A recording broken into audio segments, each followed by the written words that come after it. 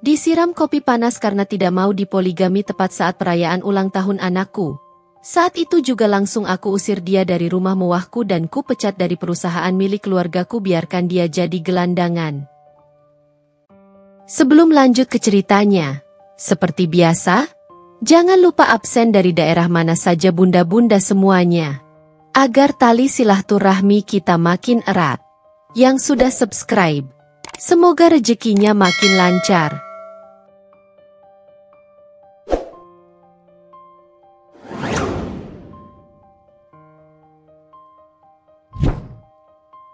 Dina melangkah anggun di karpet merah, langkahnya memantul ringan, seolah tak menyentuh lantai marmer yang berkilauan.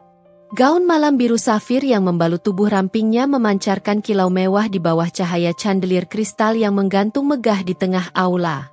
Di sampingnya, Bram, suaminya, tersenyum ramah, menyapa para kolega bisnis dan kerabat yang memadati ruang resepsi. Malam ini adalah perayaan ulang tahun ke-35 Dina, sekaligus peringatan 10 tahun pernikahannya dengan Bram.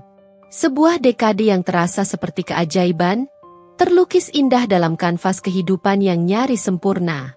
Sejak kecil, Dina adalah definisi keberuntungan. Terlahir sebagai putri tunggal dari keluarga Atmajaya, nama yang sinonim dengan kekayaan dan pengaruh di jagat properti dan perhotelan Indonesia.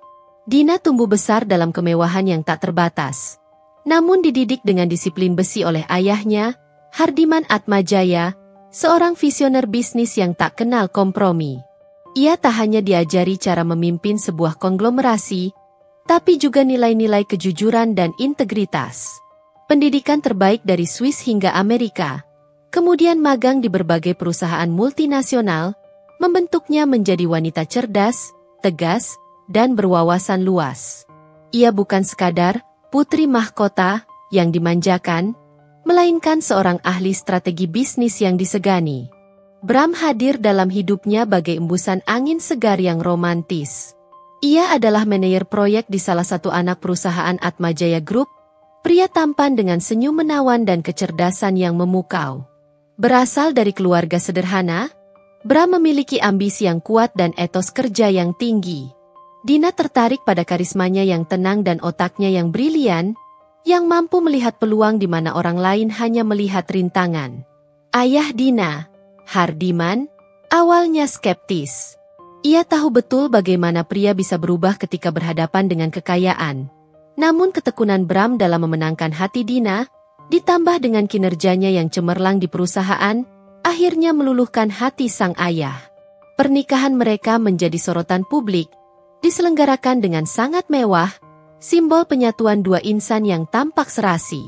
10 tahun berlalu, dan hidup mereka bak dongeng modern. Bram naik jabatan menjadi direktur utama di salah satu unit bisnis strategis Atmajaya Group, berkat kemampuan dan, tentu saja, koneksi keluarga Dina. Mereka tinggal di rumah megah yang terletak di kawasan elit Jakarta Selatan, dengan pemandangan kota yang menakjubkan. Raya, putri sematawayang mereka, adalah mahkota kebahagiaan. Gadis kecil berusia 4 tahun itu adalah perpaduan sempurna antara kecantikan Dina dan kecerdasan Bram, selalu ceria dan penuh rasa ingin tahu. Namun, di balik fasad kemewahan dan senyuman yang terpancar, Dina kadang merasakan bayang keraguan. Bukan pada Bram, melainkan pada dirinya sendiri. Sejak kehadiran Raya, prioritasnya sedikit bergeser. Ia mulai mengurangi jam kerjanya di kantor pusat, menyerahkan lebih banyak kendali kepada Bram, agar bisa lebih fokus pada tumbuh kembang putrinya. Sesekali, ia merasa Bram menjadi sedikit berbeda. Lebih sering pulang larut, terkadang menghindar saat ditanya detail pekerjaannya, dan ponselnya selalu terkunci dengan rapat. Dina sering menepis pikiran-pikiran itu, menganggapnya sebagai kekhawatiran berlebihan seorang istri yang terlalu mencintai. Bram selalu punya alasan logis, proyek besar, klien penting, atau meeting mendadak. Ia selalu meyakinkan Dina bahwa semua demi masa depan mereka, demi Raya. "Kamu cantik sekali malam ini, sayang," bisik Bram di telinga Dina, memecah lamunannya.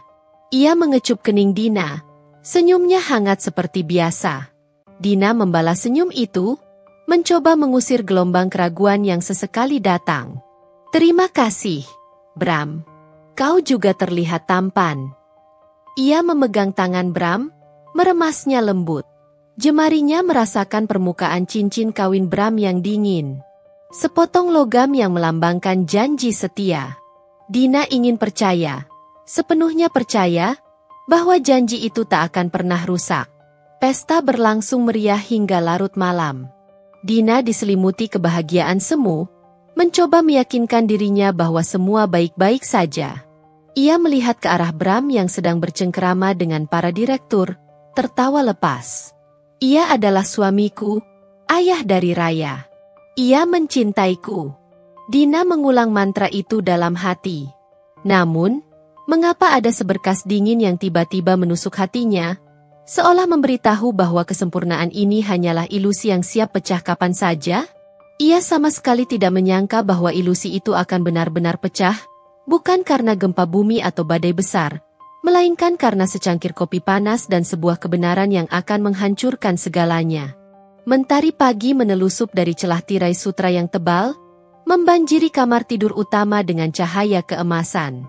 Dina menggeliat pelan di atas kasur king size yang empuk, merasakan lengan kekar Bram masih melingkar erat di pinggangnya. Semalam, setelah pesta ulang tahunnya usai dan para tamu terakhir pulang, mereka kembali larut dalam keintiman yang hangat. Aroma parfum maskulin Bram yang samar tercium dari kulitnya, bercampur dengan wangi bunga melati dari buket yang masih tersimpan di nakas. Pagi ini, semua terasa begitu damai dan sempurna, seolah semua bayangan keraguan yang sempat menghantuinya telah sirna di telan hangatnya kebersamaan. Dari bawah, sayup-sayup terdengar suara dentingan sendok dan wangi kopi yang disiapkan Bei Sumi, asisten rumah tangga setia mereka, mulai merayap naik, mengisi udara dengan aroma yang menenangkan. Dina menghela napas panjang, sebuah napas lega yang dalam. Mungkin memang aku saja yang terlalu cemas, pikirnya. Bram mencintaiku, dan kami memiliki keluarga yang bahagia. Dina bangkit perlahan, mengurai pelukan Bram agar tidak membangunkannya. Ia sempat menatap wajah suaminya yang masih pulas. Ada guratan lelah di sana, mungkin akibat pekerjaan yang padat, tapi wajah itu tetap memancarkan ketenangan. Di samping ranjang, ponsel Bram tergeletak, layarnya mati. Dina tidak pernah terbiasa memeriksa ponselnya, sebuah kebiasaan yang ia pegang teguh sebagai bentuk kepercayaan dalam pernikahan. Di dapur, Bei Sumi tersenyum menyambut Dina. Selamat pagi, Nyonya. Sudah saya siapkan teh hangat dan roti bakar kesukaan Nyonya. Sapanya ramah, sambil menatap piring-piring porselen di meja sarapan marmer. Terima kasih banyak, Bei.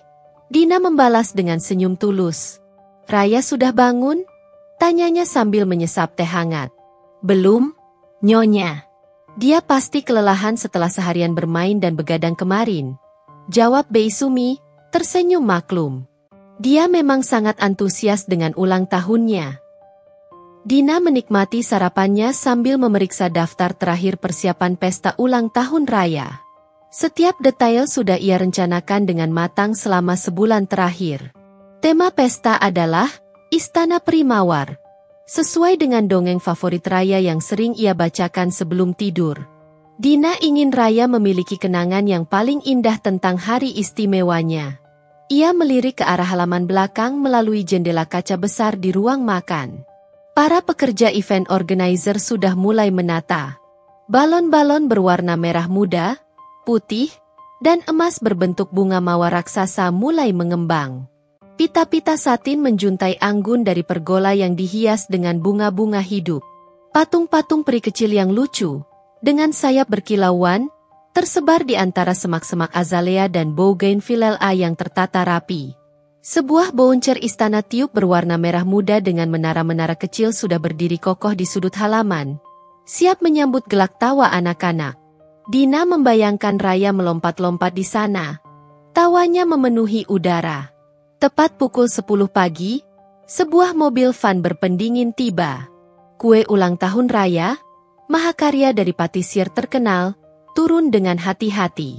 Kue 3 tingkat berbentuk istana mawar dengan figur peri mungil di puncaknya, dihiasi fondan dan icing yang sangat detail. Tak lama setelah itu, badut-badut dengan hidung merah menyala dan senyum lebar, serta seorang pesulap dengan topi tinggi, datang untuk melengkapi kemeriahan. Menjelang tengah hari, satu persatu tamu mulai berdatangan. Anak-anak kecil dengan gaun pesta warna-warni dan kemeja kasual yang rapi berlarian riang di halaman belakang, mata mereka berbinar melihat dekorasi dan permainan. Orang tua mereka tersenyum dan menyapa Dina, memuji keindahan pesta yang luar biasa. Suasana riuh rendah dengan celotehan dan tawa.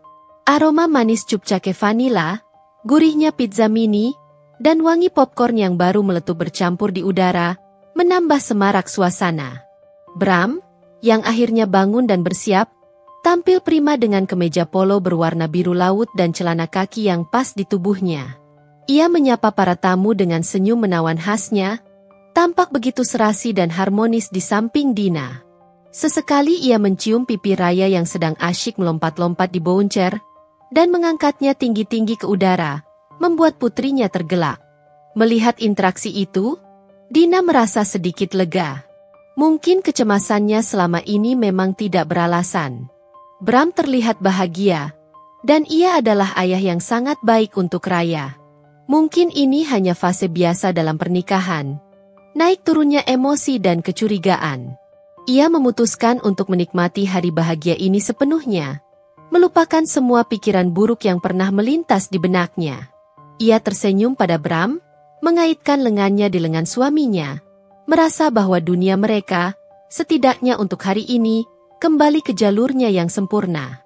Saat pesta mencapai puncaknya, ketika Raya sedang asyik bermain dengan badut yang lihai membuat bentuk binatang dari balon, dan para orang tua sibuk mengobrol di area duduk, Bram mendekati Dina. Wajahnya yang semula cerah kini tampak sedikit tegang. Ada kerutan samar di keningnya yang baru Dina sadari, sebuah tanda kegelisahan yang tak mampu ia sembunyikan sepenuhnya. Dina, panggilnya. Suaranya sedikit rendah, hampir berbisik, tenggelam di tengah kebisingan pesta. Ada yang perlu kubicarakan denganmu. Penting. Jantung Dina sontak berdesir keras, berdegup tak karuan di dalam dadanya. Firasat buruk yang sempat ia tepis, kini kembali datang dengan kekuatan penuh, seperti gelombang pasang yang tak terhindarkan. Sebuah bayangan dingin melintas di benaknya, merusak gambaran pesta yang nyaris sempurna itu. Jantung Dina berdegup kencang, menabuh genderang kecemasan yang menggema di setiap sudut rongga dadanya. Kalimat Bram, ada yang perlu kubicarakan denganmu. Penting, menggantung di udara, merusak melodi tawa anak-anak dan alunan musik pesta yang seharusnya ceria. Ini bukan kali pertama Bram mengatakan hal seperti itu. Seringkali itu berarti proyek baru yang membutuhkan perhatian ekstra, atau masalah mendesak di kantor. Namun kali ini, ada sesuatu yang sangat berbeda. Nada suaranya yang rendah, hampir seperti bisikan pengakuan dosa, sorot matanya yang gelisah yang tak bisa ia sembunyikan, dan kerutan dalam di keningnya yang menunjukkan beban pikiran yang berat. Ada apa, Bram? Kenapa harus sekarang? Ini hari ulang tahun Raya, bisik Dina, berusaha keras menjaga suaranya agar tidak meninggi dan menarik perhatian tamu. Ia menoleh sekilas ke arah Raya yang sedang tertawa riang, memeluk erat boneka Barbie hadiah dari temannya. Sebuah harapan kecil muncul di benaknya. Kumohon, jangan ada yang buruk. Bukan hari ini. Ia tidak ingin kebahagiaan putrinya yang murni dan polos tercoreng oleh masalah orang dewasa yang rumit dan menyakitkan. Bram menghela napas panjang, sorot matanya tampak ragu namun juga penuh tekad yang aneh. Justru karena ini penting, Dina. Ini menyangkut masa depan kita, masa depan Raya. Dan aku harus mengatakannya sekarang. Ia meraih pergelangan tangan Dina, jemarinya terasa dingin, menariknya perlahan menjauh dari keramaian, menuju sudut halaman yang lebih sepi, dekat area kolam renang. Air kolam yang biasanya jernih dan memantulkan birunya langit sore, kini tampak keruh di mata Dina, seolah ikut merasakan suhu hatinya yang tiba-tiba membeku. Pohon Kamboja di dekatnya yang biasanya harum semerbak, kini seperti pohon gersang yang menciutkan suasana. Dina mengikuti, langkahnya terasa berat dan lunglai, seolah ada beban tak kasat mata yang menekan bahunya. Firasat buruk yang selama ini ia tepis, kini datang dengan kekuatan berlipat ganda, mencengkeram erat. Ia ingat malam-malam di mana Bram pulang larut, aroma parfum wanita samar yang terkadang tercium dari kemejanya, yang selalu ia tepis sebagai parfum klien wanita, ponselnya yang selalu terkunci rapat seolah menyimpan rahasia besar, dan jawaban-jawaban yang terkadang terasa dihafal, terlalu lancar, terlalu sempurna untuk menjadi spontan. Ia telah berusaha keras menepis kecurigaan itu, meyakinkan diri bahwa semua adalah bagian dari beban pekerjaan seorang direktur utama yang ambisius. Namun kini, di bawah rimbun pohon Kamboja yang sepi itu, di tengah semarak pesta yang ia impikan dan siapkan dengan sepenuh hati, Dina tahu ada sesuatu yang sangat salah. Dina, Bram memulai lagi. Suaranya kini lebih tegas, namun masih ada getaran di sana, seolah ia sedang menahan sesuatu. Ia menghela napas panjang lagi, seolah sedang mengumpulkan sisa-sisa keberanian terakhirnya. Matanya menghindari tatapan Dina, terpaku pada air kolam. Aku berencana menikah lagi. Dunia Dina sontak berhenti berputar. Kata-kata itu, masing-masing begitu tajam dan brutal, menghantamnya seperti gelombang tsunami yang tak terduga, memporak-porandakan seluruh bangunan kebahagiaan yang selama ini ia yakini kokoh. Warna-warni balon yang semula cerah berubah menjadi buram, suara tawa anak-anak berubah menjadi dengungan kosong, dan aroma manis kue yang tadinya menggiurkan mendadak lenyap, digantikan oleh kehampaan yang memekakkan telinga. Ruangan itu terasa berputar, udara seolah menipis. "Apa?" bisik Dina, suaranya tercekat di tenggorokan, nyaris tidak terdengar, hanya hembusan napas tak percaya. Ia menatap Bram, mata yang memanas, mencari jejak kebohongan di mata suaminya, mencari tanda-tanda lelucon pahit, tapi yang ada hanya sorot serius yang mengerikan, penuh dengan keputusasaan dan, ironisnya, sedikit rasa bersalah. Kamu gila, Bram. Menikah lagi? Apa maksudmu? Kita sudah punya segalanya. Raya. Perusahaan. Rumah ini. Kamu ingin menghancurkan semua ini demi nafsu sesaatmu? Suara Dina mulai meninggi, bergetar hebat, menahan gejolak emosi yang siap meledak bagai gunung berapi. Matanya memanas, dan ia bisa merasakan air mata mulai menggenang, mengaburkan pandangannya. Rasa sakit, marah yang mendalam, dan pengkhianatan yang tak terbayangkan bercampur aduk, membakar seluruh jiwanya hingga ke tulang. Bram mundur selangkah, terkejut dengan reaksi Dina. "Dina, jangan berteriak. Ada tamu-tamu. Ini bukan seperti yang kamu bayangkan. Ini bukan nafsu sesaat. Ini..." Ia mencoba meraih tangannya, mungkin untuk menenangkan, mungkin untuk menjelaskan lebih lanjut, tapi Dina menepisnya kasar, seolah menyentuh bara api. Dia sedang hamil. Dina, aku harus bertanggung jawab. Kalimat itu bagai sambaran petir yang telak menghantam Dina. Hamil? Jadi ini bukan hanya perselingkuhan, tapi juga konsekuensi dari perselingkuhan itu. Ini bukan sekadar nafsu, tapi pengkhianatan yang memiliki bukti nyata. Dina merasa mual, dunia di sekelilingnya berputar semakin kencang. Ia ingin muntah, ingin berteriak sekuat-kuatnya, ingin menghancurkan apapun di dekatnya. Saat itulah, seolah diatur oleh takdir yang kejam, seorang pelayan melintas di dekat mereka, membawa nampan perak berisi beberapa cangkir kopi panas untuk para tamu dewasa yang mulai mencari kehangatan sore. Uap tipis mengepul dari permukaan kopi hitam pekat itu, membawa aroma pahit yang tajam, aroma yang mendadak terasa seperti bau neraka. Dalam sekejap, pikiran Dina terasa kosong, hanya dipenuhi oleh amarah yang menguasai, sebuah dorongan primal untuk membalas, untuk melampiaskan sakit hati yang teramat dalam, yang tak terlukiskan dengan kata-kata. Pandangannya yang berapi-api tertuju pada cangkir kopi paling dekat. Tangan Dina terulur cepat, meraih gagang cangkir keramik yang terasa hangat di jemarinya. Namun panas itu tidak seberapa dibandingkan dengan panas di hatinya.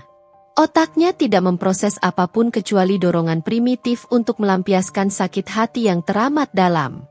Semua pendidikan, semua etika, semua kemewahan yang ia miliki, lenyap dalam kobaran amarah yang membabi buta. Ini balasan untuk semua pengkhianatanmu, Bram. Untuk semua kebohonganmu, kata Dina. Suaranya bergetar antara amarah yang membara dan kesedihan yang tak tertahankan. Namun kini terdengar jelas, tajam, dan penuh ancaman. Keheningan yang memekakan telinga setelah kepergian Bram terasa lebih berat daripada keramaian sebelumnya. Menekan segala sesuatu di halaman itu. Aroma kopi pahit yang masih tercium samar, kini bercampur dengan wangi manis bunga mawar dan kue ulang tahun, menciptakan kontras yang menyakitkan, sebuah ironi yang begitu menusuk. Dina berdiri mematung di tengah kekacauan itu, cangkir kosong masih tergenggam erat di tangan gemetarnya, napasnya memburu tak beraturan. Perutnya terasa mual, seperti ada gejolak di dalamnya, dan kepalanya berdenyut-denyut hebat, seolah dihantam benda tumpul. Emosi yang bergejolak di dalam dirinya, amarah yang membara, sakit hati yang menganga, dan rasa pengkhianatan yang pahit perlahan mulai digantikan oleh realitas yang dingin dan menusuk, sebuah kesadaran akan kekacauan yang baru saja ia ciptakan. Pandangan Dina berkeliling, menyapu wajah-wajah para tamu yang membeku dalam posisi mereka. Ekspresi mereka bermacam-macam, bagai mosaik emosi. Ada yang terkejut dan tidak percaya, mulut sedikit terbuka, mata melebar. Ada yang tanpa iba, menatap Dina dengan pandangan penuh kasihan, seolah ia adalah korban yang pantas dikasihani. Beberapa kolega bisnis ayah Dina, para pria berjas rapi, terlihat tegang dan cemas. Mungkin memikirkan implikasi insiden memalukan ini terhadap Atmajaya Group, kekaisaran bisnis yang selama ini tak pernah goyah. Dan ada pula tatapan menghakimi, yang menusuk lebih dalam dari pisau, seolah Dina telah melakukan sesuatu yang tidak pantas, melupakan bahwa ia adalah pihak yang dikhianati, seorang istri yang baru saja mengetahui pengkhianatan suaminya di hari ulang tahun putrinya. Dina mengabaikan semuanya. Tatapan-tatapan itu terasa samar dan jauh. Matanya hanya terpaku pada satu titik, satu sosok mungil yang paling penting baginya, Raya. Putrinya yang berusia 5 tahun itu masih berdiri di tempatnya. Beberapa meter dari Dina, tubuh mungilnya kaku, seperti patung. Boneka Barbie yang semula ia peluk erat kini tergeletak begitu saja di rumput hijau, terlupakan. Mata Raya yang lebar dan polos, yang tadi dipenuhi kebahagiaan dan keceriaan, kini berkaca-kaca, memantulkan bayangan orang dewasa yang hancur di depannya. Bibir kecilnya bergetar hebat, menahan tangis yang tak ia pahami, dan air mata mulai menetes, perlahan membasahi pipinya yang kemerahan. "Mama!" Suara Raya terdengar lirih, nyaris tak terdengar, seperti bisikan angin, namun itu cukup untuk merobek hati Dina menjadi serpihan. Dina menjatuhkan cangkir kosongnya, yang mengeluarkan bunyi nyaring dan pecah saat membentur paving block di bawah kakinya. Suara itu, yang seolah menggambarkan hatinya, memecah sedikit keheningan. Dina berlutut, mencoba meraih Raya, ingin memeluk putrinya erat dan menenangkan, tapi putri kecilnya mundur selangkah, sorot matanya menunjukkan ketakutan. Ketakutan itu bukan hanya pada situasi mengerikan yang baru saja terjadi, tetapi juga pada Dina, mamanya yang biasanya lembut dan tenang, yang kini tampak begitu asing di matanya, penuh amarah dan kekacauan. Rasa sakit yang baru dan lebih dalam menyengat hati Dina, jauh lebih perih dari luka pengkhianatan Bram. Ia telah menyakiti putrinya. Ia tahu Bram pantas mendapatkannya, pantas merasakan semua amarahnya, tapi Raya tidak. Air mata yang selama ini ia tahan, air mata yang ia paksakan kering demi menunjukkan kekuatan di depan Bram, kini ikut tumpah, deras membasahi pipinya, bercampur dengan air mata pilu Raya. "Raya, sayang, maafkan Mama, sayangku." Dina berusaha menenangkan, suaranya tercekat, kata-kata yang ingin ia ucapkan tak mampu keluar. Ia ingin menjelaskan, ingin memeluk erat, ingin meyakinkan putrinya bahwa semua akan baik-baik saja dan mereka akan melalui ini bersama. Tapi apa yang bisa ia katakan? Bagaimana bisa ia menjelaskan pengkhianatan dan kehancuran ini kepada seorang anak berusia 5 tahun yang dunianya baru saja terguncang? Maya, sahabat Dina, adalah orang pertama yang bergerak, memecah kekakuan di antara para tamu. Ia mendekat dengan langkah cepat, meraih Dina, memeluknya erat, menopang tubuh Dina yang mulai limbung. Dina, sudah. Ayo kita masuk ke dalam. Kamu butuh tenang. Maya kemudian memandang Raya dengan lembut, lalu beralih ke salah satu pengasuh Raya, Embok Tun, yang berdiri terpaku dengan mata terbelalak. Embok, tolong ajak Raya ke dalam. Temani dia sampai tenang. Ya, ajak dia ke kamarnya, ceritakan dongeng kesukaannya. Embok Tun, seorang wanita paruhbaya yang sudah lama mengabdi pada keluarga Atmajaya, mengangguk kaku, air mata berlinang di matanya. Ia lalu mendekati Raya dengan lembut, merengkuh tubuh mungil itu. Raya tidak menolak. Ia hanya membiarkan dirinya digendong. Namun, tatapannya tak lepas dari Dina. Tatapan sedih dan bingung yang tak terlupakan sebelum ia menghilang ke dalam rumah, dibawa jauh dari kekacauan itu. Dina merasa lunglai. Tubuhnya terasa sangat berat, seolah semua energinya telah terkuras habis. Ia membiarkan Maya membimbingnya masuk ke dalam rumah, menjauh dari tatapan menghakimi dan kasihan para tamu yang mulai berbisik-bisik. Di dalam, ia duduk di sofa ruang keluarga yang empuk, tenggelam dalam kesedihan, membiarkan air mata membasahi pipinya tanpa suara. Bei Sumi dengan cekatan menawarkan segelas air dingin dan handuk bersih. Nyonya yang sabar ya, semua akan baik-baik saja. Bisik Bei Sumi, matanya ikut berkaca-kaca, penuh simpati. Dina hanya bisa mengangguk lemah. Kepala Dina terasa pening. Namun di tengah semua rasa sakit itu, satu hal yang jelas, ia tidak menyesal telah mengusir Bram. Keputusan itu mungkin impulsif, dipicu oleh kemarahan yang membabi buta, namun ia tahu itu adalah satu-satunya jalan keluar. Rasa sakit yang ia alami kini harus ia tanggung, dan yang terpenting, ia harus melindungi Raya dari segala kehancuran yang mungkin akan datang. Di tengah kehancuran ini, di puing-puing pesta ulang tahun yang seharusnya ceria, Dina tahu ia harus kuat. Bukan hanya untuk dirinya sendiri, tapi yang terpenting untuk putri kecilnya. Tatapan ketakutan Raya adalah cambuk, pengingat yang kuat bahwa ia harus bangkit, ia harus menjadi lebih kuat dari sebelumnya. Pertarungan belum berakhir, justru baru dimulai. Dan Dina, sang wanita baja dari keluarga Atmajaya, siap menghadapi setiap badai yang akan datang. Setelah insiden memilukan di pesta ulang tahun Raya, rumah mewah Dina yang biasanya penuh dengan keceriaan, tawa riang, dan gelak canda, kini diselimuti keheningan yang mencekam. Hanya suara isakan Raya dari kamarnya yang sayup-sayup terdengar, seperti melodi pilu yang menusuk dalam hati Dina.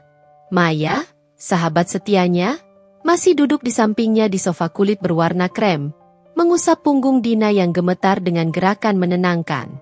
Di sudut lain, Bei Sumi, dengan cekatan namun wajahnya penuh duka, sibuk membersihkan sisa-sisa pesta yang kini terasa lebih seperti medan perang emosional, puing-puing kebahagiaan yang hancur.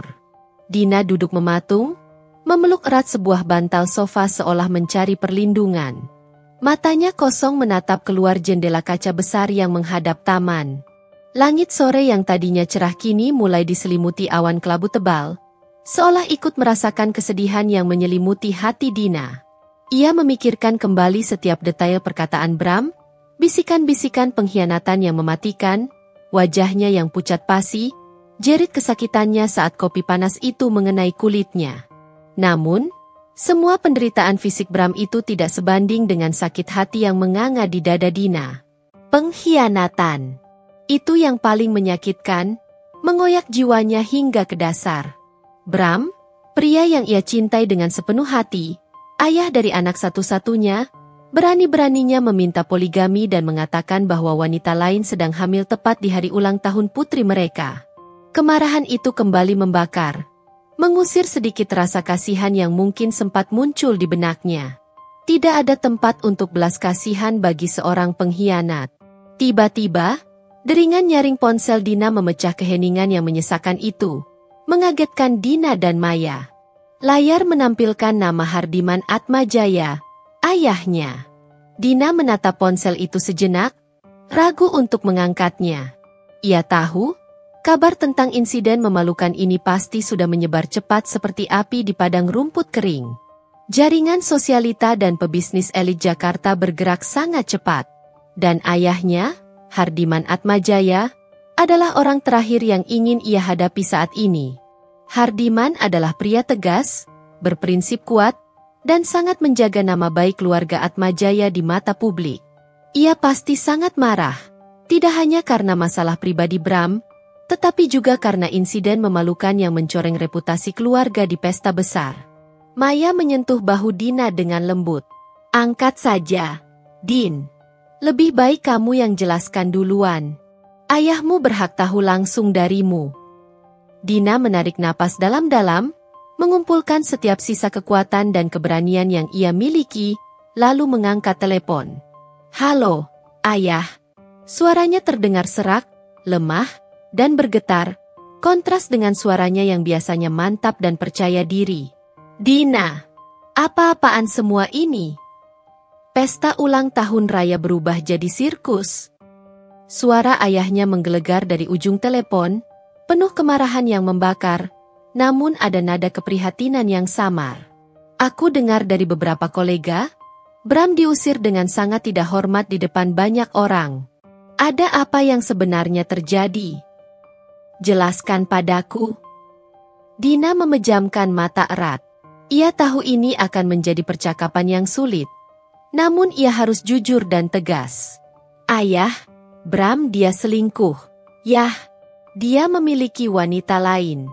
Dan dia punya anak dari wanita itu.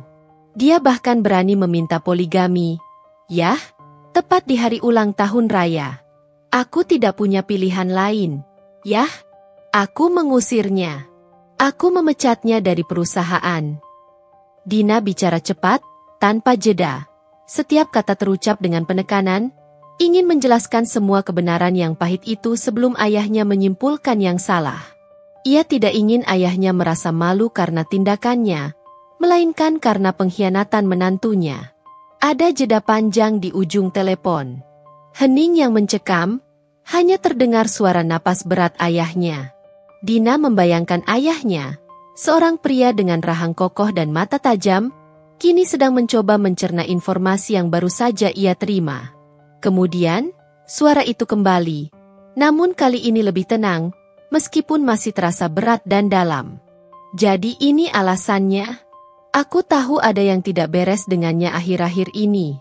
Perilakunya, laporan keuangannya yang agak mencurigakan. Tapi aku tidak menyangka akan sejauh ini." Hardiman Atmajaya adalah seorang pria yang cerdas, memiliki intuisi tajam, dan tidak mudah ditipu. Ia pasti sudah merasakan kejanggalan pada Bram. Namun sebagai seorang ayah, ia juga mempercayai pilihan putrinya. "Aku minta maaf. Yah, aku tidak tahu harus bagaimana lagi," kata Dina. Air mata yang sempat mengering kini kembali menggenang, mengaburkan pandangannya. "Tidak ada yang perlu dimaafkan. Sayang, kamu sudah bertindak benar." Suara ayahnya melembut, ada nada kebanggaan yang samar namun jelas di dalamnya, sebuah pengakuan atas kekuatan dan keberanian putrinya. "Bram memang tidak pantas untukmu dan Raya. Dia sudah mencoreng nama baik keluarga kita, bukan kamu." Sebuah desah napas terdengar. "Biar ayah yang urus soal pemecatan dan segala dokumennya. Ayah akan pastikan semua aksesnya ke perusahaan, ke semua aset keluarga, benar-benar terputus. Hari ini juga, ayah akan segera meminta tim hukum kita untuk mengurus semua prosesnya secepat mungkin. Dan semua rekening bank, kartu kredit, semua akan diblokir." Dina merasa sedikit lega. Beban di dadanya sedikit terangkat. Setidaknya ayahnya tidak marah padanya. Justru mendukungnya. Sebuah pilar kokoh yang siap melindunginya. "Terima kasih banyak. Yah, aku." "Dengarkan ayah baik-baik, Dina," ayahnya memotong. Suaranya kembali ke mode bisnis yang serius dan tanpa basa-basi. Ini akan menjadi berita besar. Akan ada gosip dan spekulasi yang tidak akan bisa kita hindari. Tapi kamu harus kuat. Jaga Raya. Dan besok pagi, ayah ingin kamu datang ke kantor. Jam 9 tepat. Kita harus segera merencanakan langkah selanjutnya. Posisi Bram di perusahaan sangat strategis. Kita harus segera mencari penggantinya dan menangani krisis citra ini secepat mungkin. Ayah akan panggil semua direksi. Baik. Yah, aku akan datang. Dina mengangguk, meskipun tahu ia masih sangat syok dan lelah secara emosional. Dan satu lagi yang terpenting, ayahnya menambahkan, suaranya penuh penekanan. Jangan biarkan Bram mendekati Raya. Jangan biarkan dia memanfaatkan situasi ini untuk keuntungannya, untuk mencoba mengambil hak asuh atau mengganggu stabilitas mental Raya. Ayah akan meminta pengacara kita untuk segera mengurus hak asuh penuh untukmu, dan jika perlu, perintah penahanan agar dia tidak bisa mendekati Raya. Panggilan terputus. Dina meletakkan ponselnya di meja, tubuhnya sedikit gemetar. Namun kini bukan lagi karena kesedihan semata, melainkan campuran antara kelegaan dan tekad. Air mata kembali mengalir. Namun kali ini bukan hanya air mata kesedihan, melainkan juga air mata lega dan haru. Ia tidak sendirian. Keluarganya, pilar terkuatnya, ada di belakangnya, siap mendukungnya menghadapi badai ini. Kamu dengar itu, Din? Maya tersenyum tipis, menepuk bahu Dina. Ayahmu mendukungmu sepenuhnya. Sekarang, fokus pada Raya. Dan dirimu sendiri. Kamu kuat, Din. Dina mengangguk, menatap ke arah kamar Raya. Badai baru saja dimulai, dan ia tahu akan ada banyak hal yang harus ia hadapi, banyak pertarungan yang harus ia menangkan.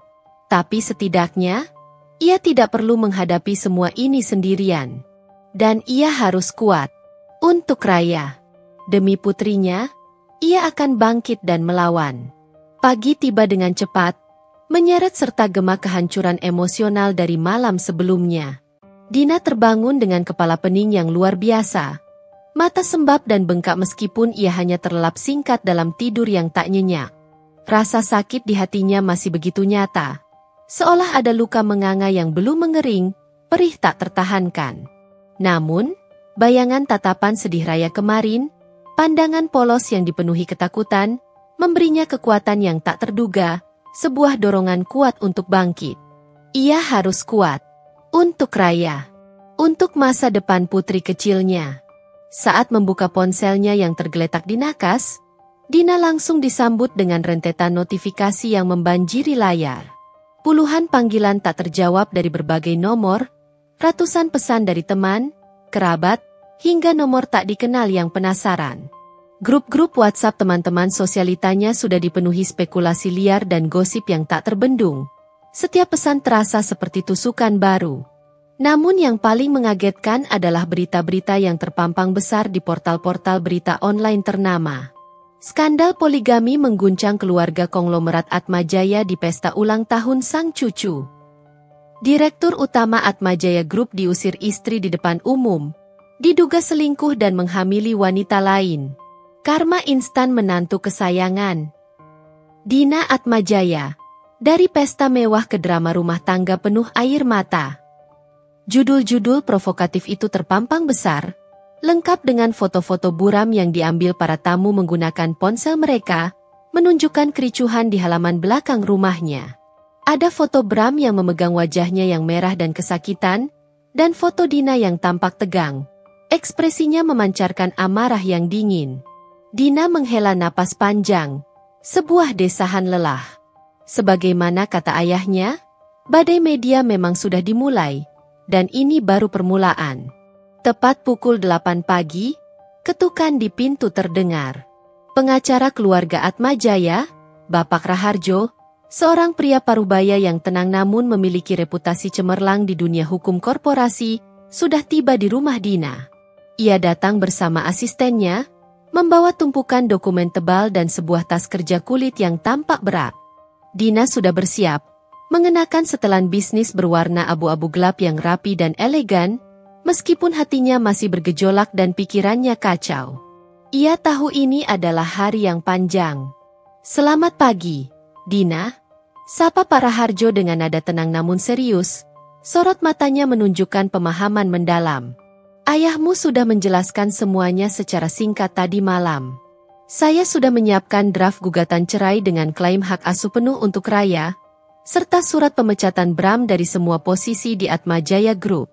Ini juga termasuk pembekuan semua aset atas namanya yang terkait dan berasal dari keluarga Atmajaya." Ia meletakkan dokumen-dokumen itu di meja kopi ruang tamu. Dina mengangguk, sorot matanya tajam. "Terima kasih, Pak. Saya ingin semua dilakukan secepat mungkin. Saya tidak ingin dia lagi memiliki akses apapun ke perusahaan atau ke Raya." "Tentu saja. Kami akan bergerak secepat kilat," sahut Pak Raharjo, mengangguk setuju. "Kami juga sudah menyiapkan surat perintah penahanan sementara untuk Bram jika dia berusaha mendekati Raya atau Anda. Ini sebagai tindakan pencegahan dini, mengingat potensi masalah yang bisa timbul." Ia menjelaskan dengan detail poin-poin hukum yang relevan. "Kami akan mengajukan hak asuh penuh untuk Raya, dengan alasan Bram tidak pantas menjadi wali karena perbuatannya yang mencoreng nama baik keluarga dan mengancam stabilitas emosional serta finansial keluarga Anda. Kami akan menekankan pada pengabaian, pengkhianatan emosional, dan potensi risiko bagi Raya." Dina merasa sedikit lega mendengar jaminan perlindungan hukum ini. Setidaknya, secara hukum, ia akan dilindungi, dan Raya akan aman. "Bagaimana dengan wanita itu, Pak? Apakah ada cara untuk melindunginya agar tidak mengganggu Raya di masa depan? Atau mengklaim sesuatu?" Pak Raharjo menghela napas panjang, ekspresinya sedikit menegang. "Untuk saat ini, fokus utama kita adalah pada Bram dan proses perceraiannya yang cepat dan bersih. Mengenai wanita itu, yang kita tahu adalah ia sedang hamil. Untuk langkah lebih jauh terhadapnya, kita perlu bukti kuat adanya gangguan, ancaman, atau klaim yang tidak berdasar. Tanpa itu, tindakan kita terbatas. Tapi kita akan terus memantau."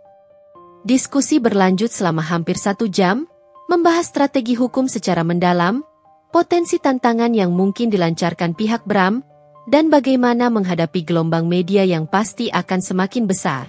Pak Raharjo menjelaskan bahwa Bram kemungkinan besar akan berusaha menuntut bagian aset, atau mencoba mencari simpati publik dengan memainkan peran korban. "Dia tidak akan mendapatkan apa-apa dari saya, Pak. Sedikit pun," tegas Dina, suaranya dingin dan penuh tekad. "Semua aset keluarga Atmajaya tidak pernah atas namanya secara langsung. Gajinya selama ini memang besar, dan fasilitasnya mewah. Tapi semua aset utama adalah milik keluarga saya, atas nama ayah atau saya sendiri." "Tepat sekali," sahut Pak Raharjo, senyum tipis mengembang. "Data keuangan dan legal kami sudah sangat kuat. Kita akan pastikan itu. Dia hanya menantu, bukan bagian dari pemilik inti atau pewaris. Bahkan saham minoritas yang pernah diberikan ayahmu padanya pun bisa kita tarik kembali mengingat klausul moral yang dilanggarnya." Setelah Pak Raharjo dan asistennya pergi, Dina menatap keluar jendela. Deretan mobil media dengan logo stasiun TV dan media massa sudah berbaris rapi di depan gerbang rumahnya. Kamera-kamera telefoto siap membidik setiap gerak-geriknya. Para reporter berkerumun, berharap bisa mendapatkan pernyataan eksklusif. Badai yang sesungguhnya baru saja akan dimulai, dan ia harus menghadapinya dengan kepala tegak. Pukul 9 tepat, tanpa penundaan sedikit pun, Dina sudah berada di kantor pusat Atmajaya Group, gedung pencakar langit megah di jantung kota Jakarta. Ayahnya sudah menunggu di ruang rapat utama, bersama beberapa direktur senior yang tampak tegang namun penuh hormat. Hardiman menatap putrinya dengan sorot mata bangga yang tak tersembunyi, seolah mengukuhkan kembali posisinya sebagai penerus sah, bukan hanya pewaris. "Dina, ini saatnya kamu mengambil alih kendali penuh. Tunjukkan kepada mereka siapa Atmajaya yang sebenarnya," kata Hardiman, suaranya tegas namun penuh dukungan. Kita akan buktikan bahwa keluarga Atmajaya tidak akan goyah hanya karena satu pengkhianatan murahan. Dina mengangguk, sorot matanya kini penuh tekad dan resolusi. Ia akan menghadapi badai ini. Demi Raya, demi nama baik keluarganya, dan demi dirinya sendiri. Ia tidak akan membiarkan Bram menghancurkan semua yang telah ia bangun. Ruang rapat utama Atmajaya Group adalah sebuah kubus kaca yang megah, terletak di lantai tertinggi gedung pencakar langit mereka. Dinding transparan yang membentang dari lantai ke langit-langit memungkinkan pemandangan panorama Jakarta yang membentang luas di bawah, dari gedung-gedung pencakar langit lainnya hingga lautan rumah-rumah yang padat. Namun pagi itu, keindahan kota terasa samar di mata Dina, seperti lukisan abstrak yang tak mampu ia nikmati. Udara di dalam ruangan terasa tegang, dinginnya pendingin ruangan bercampur dengan aura serius dan antisipasi yang memancar dari para direktur senior yang sudah berkumpul. Dina duduk di ujung meja rapat oval yang terbuat dari kayu jati solid. Posisinya strategis, persis di samping ayahnya, Hardiman Atmajaya. Hardiman duduk tegak, raut wajahnya tegas dan tanpa ekspresi, memancarkan wibawa yang tak terbantahkan, seorang pemimpin yang tak pernah goyah. Di sekeliling meja, para direktur senior pria dan wanita parubaya dengan pengalaman puluhan tahun di industri properti dan perhotelan, menatap Dina dengan campuran simpati yang samar, rasa ingin tahu yang kentara, dan sedikit kekhawatiran. Mereka adalah wajah-wajah yang sudah dikenalnya sejak kecil. Sebagian besar telah bekerja dengan ayahnya selama puluhan tahun, dan beberapa di antaranya bahkan secara tidak langsung adalah mentor bagi Bram selama Bram menjabat. Pertemuan penting ini dimulai dengan Hardiman yang membuka suara. Suaranya dalam, tenang, dan berwibawa, mengisi seluruh ruangan. Selamat pagi, Bapak Ibu sekalian. Saya tahu Anda semua sudah mendengar kabar yang beredar kemarin, dan saya yakin ini mengejutkan banyak pihak. Ia berhenti sejenak, tatapan matanya menyapu setiap wajah di ruangan itu, menekankan keseriusan situasinya. Ini adalah situasi yang sangat tidak mengenakan, sebuah insiden pribadi yang tak terhindarkan. Namun, sebagai pemimpin di Atmajaya Group, kita harus menghadapinya dengan profesionalisme, menjaga stabilitas perusahaan, dan memitigasi dampak negatif yang mungkin timbul. Ia melirik Dina, sebuah pandangan yang penuh dukungan dan kepercayaan mutlak. Seperti yang Anda ketahui, Bramantio tidak lagi menjadi bagian dari Atmajaya Group. Keputusan ini final dan tidak dapat diganggu-gugat. Hardiman kemudian menjelaskan secara singkat duduk perkara pemecatan Bram, menggunakan bahasa formal yang meminimalkan detail pribadi yang terlalu vulgar, namun cukup jelas untuk menyampaikan inti masalah. Pengkhianatan moral dan pelanggaran kepercayaan yang tidak dapat ditoleransi oleh nilai-nilai perusahaan dan keluarga. Para direktur mengangguk serempak. Beberapa tampak serius merenung, yang lain menghela napas prihatin. Dina bisa merasakan mata mereka tertuju padanya. Menilai, mengukur kekuatannya, mencoba membaca ekspresinya. Apakah ia akan rapuh? Apakah ia akan tumbang di bawah tekanan? Untuk sementara, sampai kita menemukan pengganti yang tepat yang sesuai dengan visi dan misi kita, Dina akan mengambil alih semua tanggung jawab dan posisi yang sebelumnya diemban Bramantio. Lanjut Hardiman, suaranya menegaskan otoritas dan sebuah penunjukan yang tak terbantahkan. Dina telah mempersiapkan diri untuk ini sejak lama. Ia bukan hanya putri saya, melainkan seorang profesional yang kompeten dan berdedikasi. Saya yakin dia lebih dari mampu untuk menjalankan tugas ini dengan baik. Seorang direktur keuangan senior, Bapak Susanto, yang dikenal sangat hati-hati, konservatif, dan selalu memprioritaskan stabilitas finansial, mengangkat tangan. Dengan segala hormat, Bapak Hardiman. Apakah keputusan ini tidak terlalu terburu-buru? Mengingat Bramantio memegang beberapa proyek strategis yang sedang berjalan, dan kepergiannya yang mendadak ini, terutama dengan cara yang disorot media, bisa berpotensi menimbulkan goncangan pada proyek-proyek tersebut, serta pada citra perusahaan secara keseluruhan. Hardiman memotongnya dengan tatapan tajam yang tak terbantahkan. Saya mengerti kekhawatiran Anda, Susanto. Namun, keputusan ini sudah melalui pertimbangan matang. Lebih baik kita memotong akar masalah sekarang, menyingkirkan potensi racun, daripada membiarkan potensi kerugian dan kehancuran yang lebih besar di masa depan. Mengenai proyek-proyek Bramantio, Dina akan segera mengaudit dan mengambil alih kendali penuh. Saya sudah menyiapkan tim khusus dari Departemen Audit Internal dan Legal untuk membantu transisi ini dan memastikan tidak ada celah. Kemudian giliran Dina yang berbicara. Ia menegakkan punggungnya, menatap lurus ke depan, sorot matanya yang biasanya hangat kini memancarkan ketegasan yang dingin. Suaranya mantap dan jelas, tanpa jejak keraguan, kontras dengan perasaannya yang masih bergejolak di dalam. Terima kasih atas kepercayaan ayah, dan juga bapak ibu sekalian. Saya memahami kekhawatiran Anda. Saya jamin, tidak ada satupun proyek Atmajaya Group yang akan terhambat atau terganggu karena masalah ini. Saya akan melakukan audit menyeluruh terhadap semua proyek dan laporan keuangan yang dipegang Bramantio, memastikan tidak ada celah atau masalah tersembunyi yang akan merugikan perusahaan. Mata Dina menelusuri wajah-wajah di sekeliling meja rapat, mencari pengakuan dan kepercayaan. Saya akan bekerja lebih keras dari sebelumnya, memastikan transisi ini berjalan mulus dan Atmajaya Group tetap solid dan berkembang. Ini bukan hanya masalah keluarga pribadi saya, ini adalah masalah integritas perusahaan kita, nama baik yang telah dibangun dengan susah payah selama puluhan tahun. Saya tidak akan membiarkan satu orang pun merusak apa yang telah dibangun oleh keluarga saya dan kerja keras Anda semua. Ucapan Dina yang tegas, lugas, dan penuh keyakinan itu mengejutkan beberapa direktur yang mungkin meremehkannya. Mereka melihat bukan lagi Dina, si putri tunggal Hardiman yang lembut, yang sering terlihat di acara sosialita, melainkan seorang pemimpin yang kuat, mirip dengan ayahnya dalam kebijaksanaan dan ketegasan. Aura kekuasaan, tekad baja, dan kemampuan untuk bangkit dari keterpurukan pribadi memancar darinya, mengisi ruang rapat dan mengubah dinamika suasana. Mereka melihat seorang penerus yang siap memikul beban. Pertemuan berlanjut dengan diskusi teknis yang intens mengenai restrukturisasi tim, penunjukan manajer proyek baru sementara untuk unit yang ditinggalkan Bram, dan strategi komunikasi yang cermat untuk menghadapi media massa yang tak henti-hentinya memburu berita.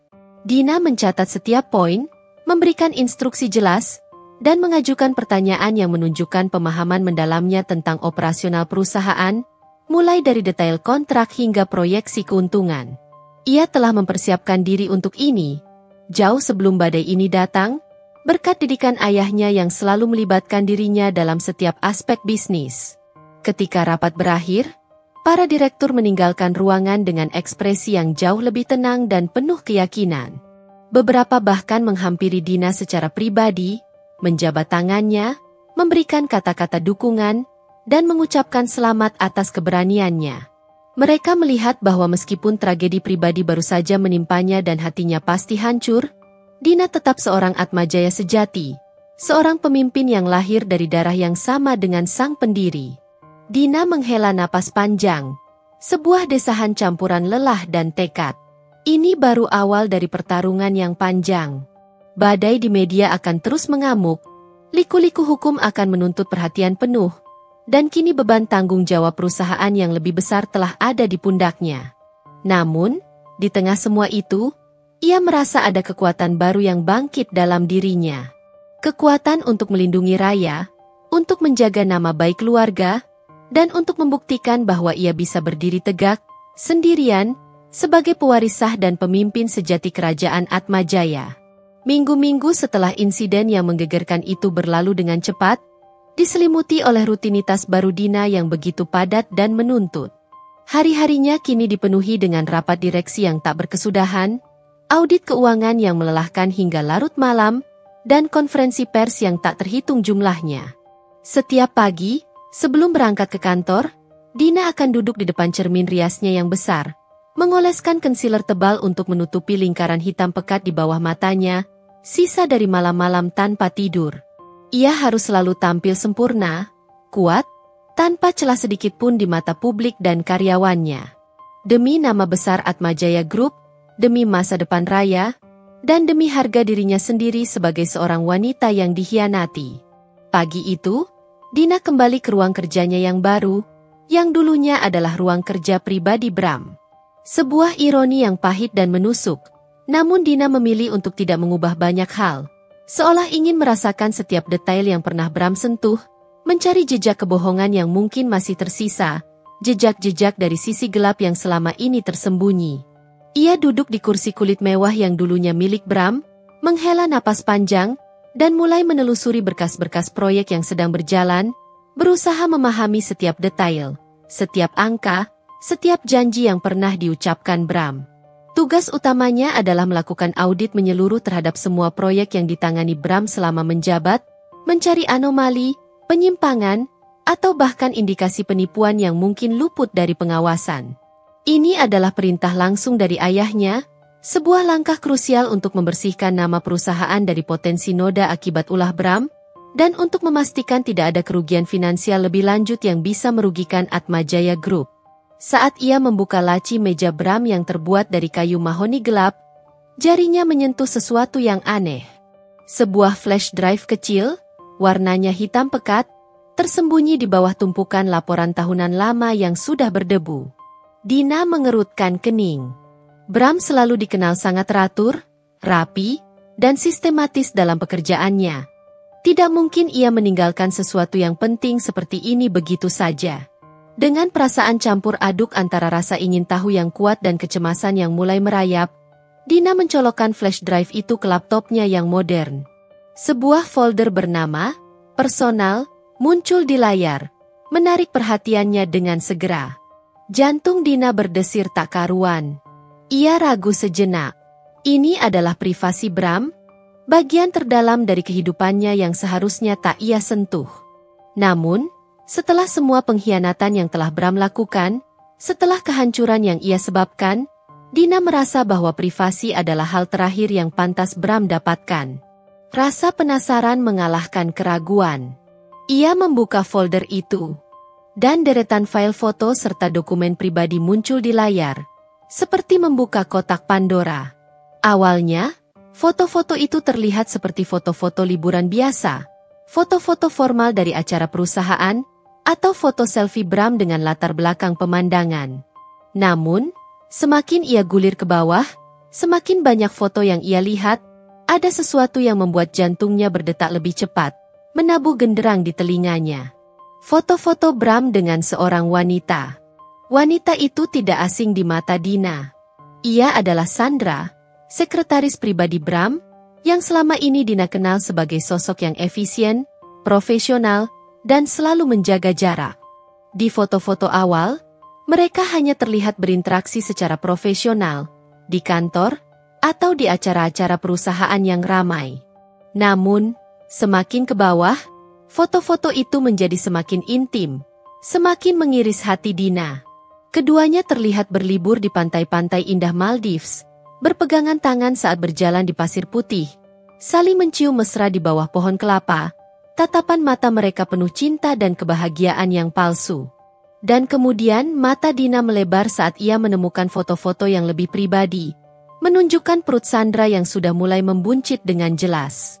Dina bisa merasakan darahnya berdesir dingin, seperti es yang mengalir dalam nadinya.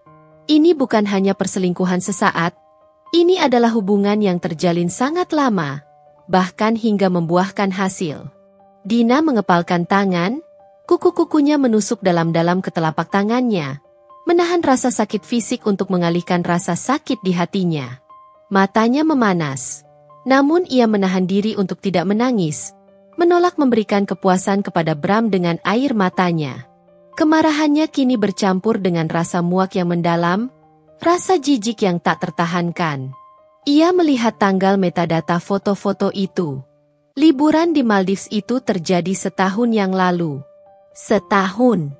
Selama itu Bram telah bermain api di belakangnya, membohonginya, bahkan di bawah hidungnya sendiri, menggunakan dana perusahaan dan waktu kerja. Ia terus menjelajahi flash drive itu, mencari petunjuk lain. Selain foto, ada juga beberapa file Excel yang mencurigakan. Dina membuka salah satunya.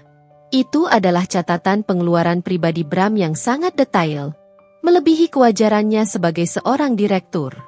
Dan yang membuatnya terkejut, ada beberapa transaksi keuangan dalam jumlah besar yang tidak terkait dengan gaji atau tunjangan Bram yang sah. Dana-dana itu dialirkan ke rekening atas nama Sandra, atau digunakan untuk pembelian aset mewah yang tidak tercatat dalam pembukuan perusahaan. Sebuah apartemen di kawasan elit, perhiasan mahal, bahkan mobil sport baru. Dasar bajingan licik, desis Dina, kemarahannya meledak, suaranya parau. Ini bukan hanya pengkhianatan emosional yang menghancurkan hatinya, tapi juga pengkhianatan finansial yang sistematis. Bram mengambil uang perusahaan, uang hasil jerih payah keluarga Atmajaya, untuk membiayai gaya hidup ganda dan perselingkuhannya yang menjijikan. Sebuah kerugian besar bagi perusahaan, sebuah penipuan yang sangat serius. Ini bisa menjadi masalah hukum yang jauh lebih berat daripada sekadar perceraian. Dina segera menutup semua file dan mengeluarkan flash drive itu dari laptopnya, seolah benda itu adalah bara api.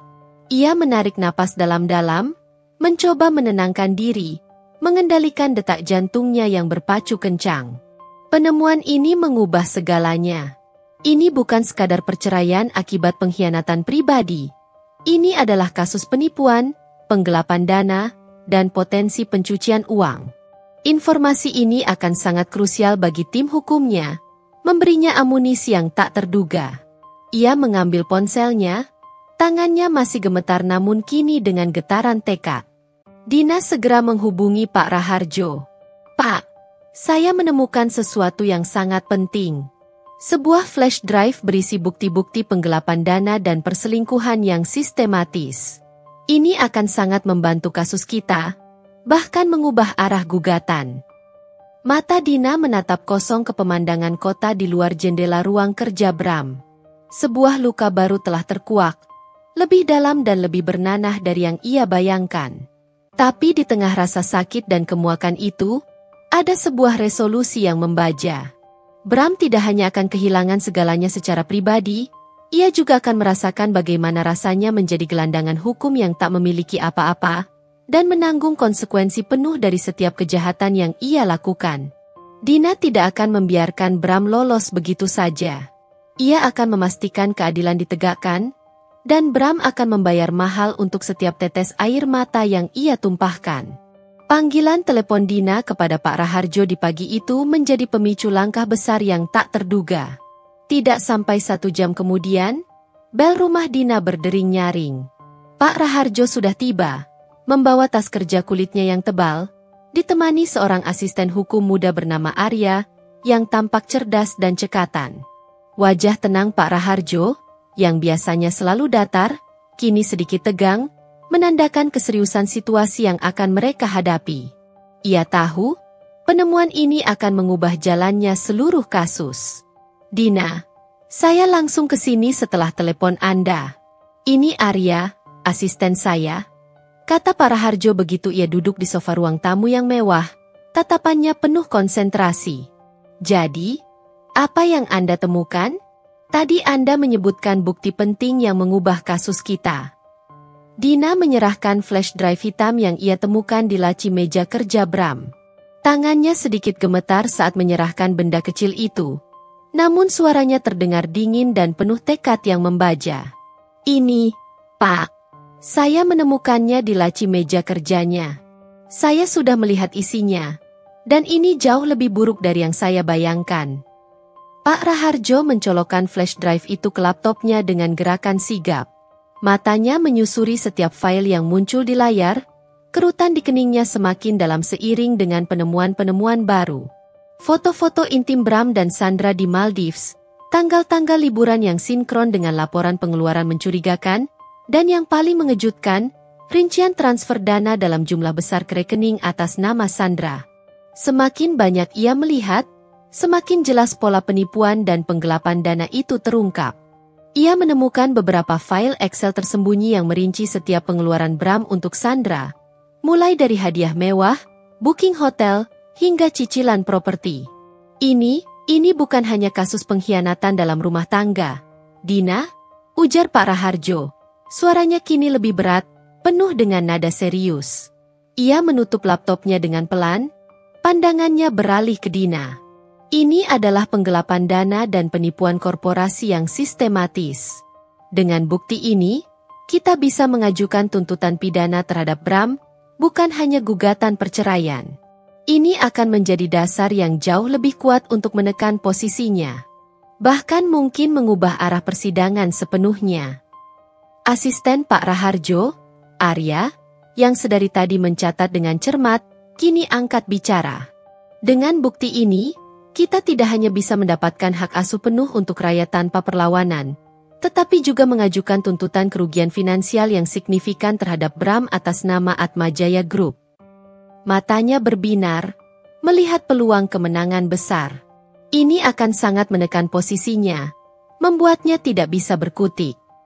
Tepat sekali, sahut Pak Raharjo, membenarkan kacamata bacanya. Bram tidak hanya akan kehilangan hak asuh Raya, ia juga akan menghadapi tuntutan hukum yang serius yang bisa berujung pada ancaman hukuman penjara.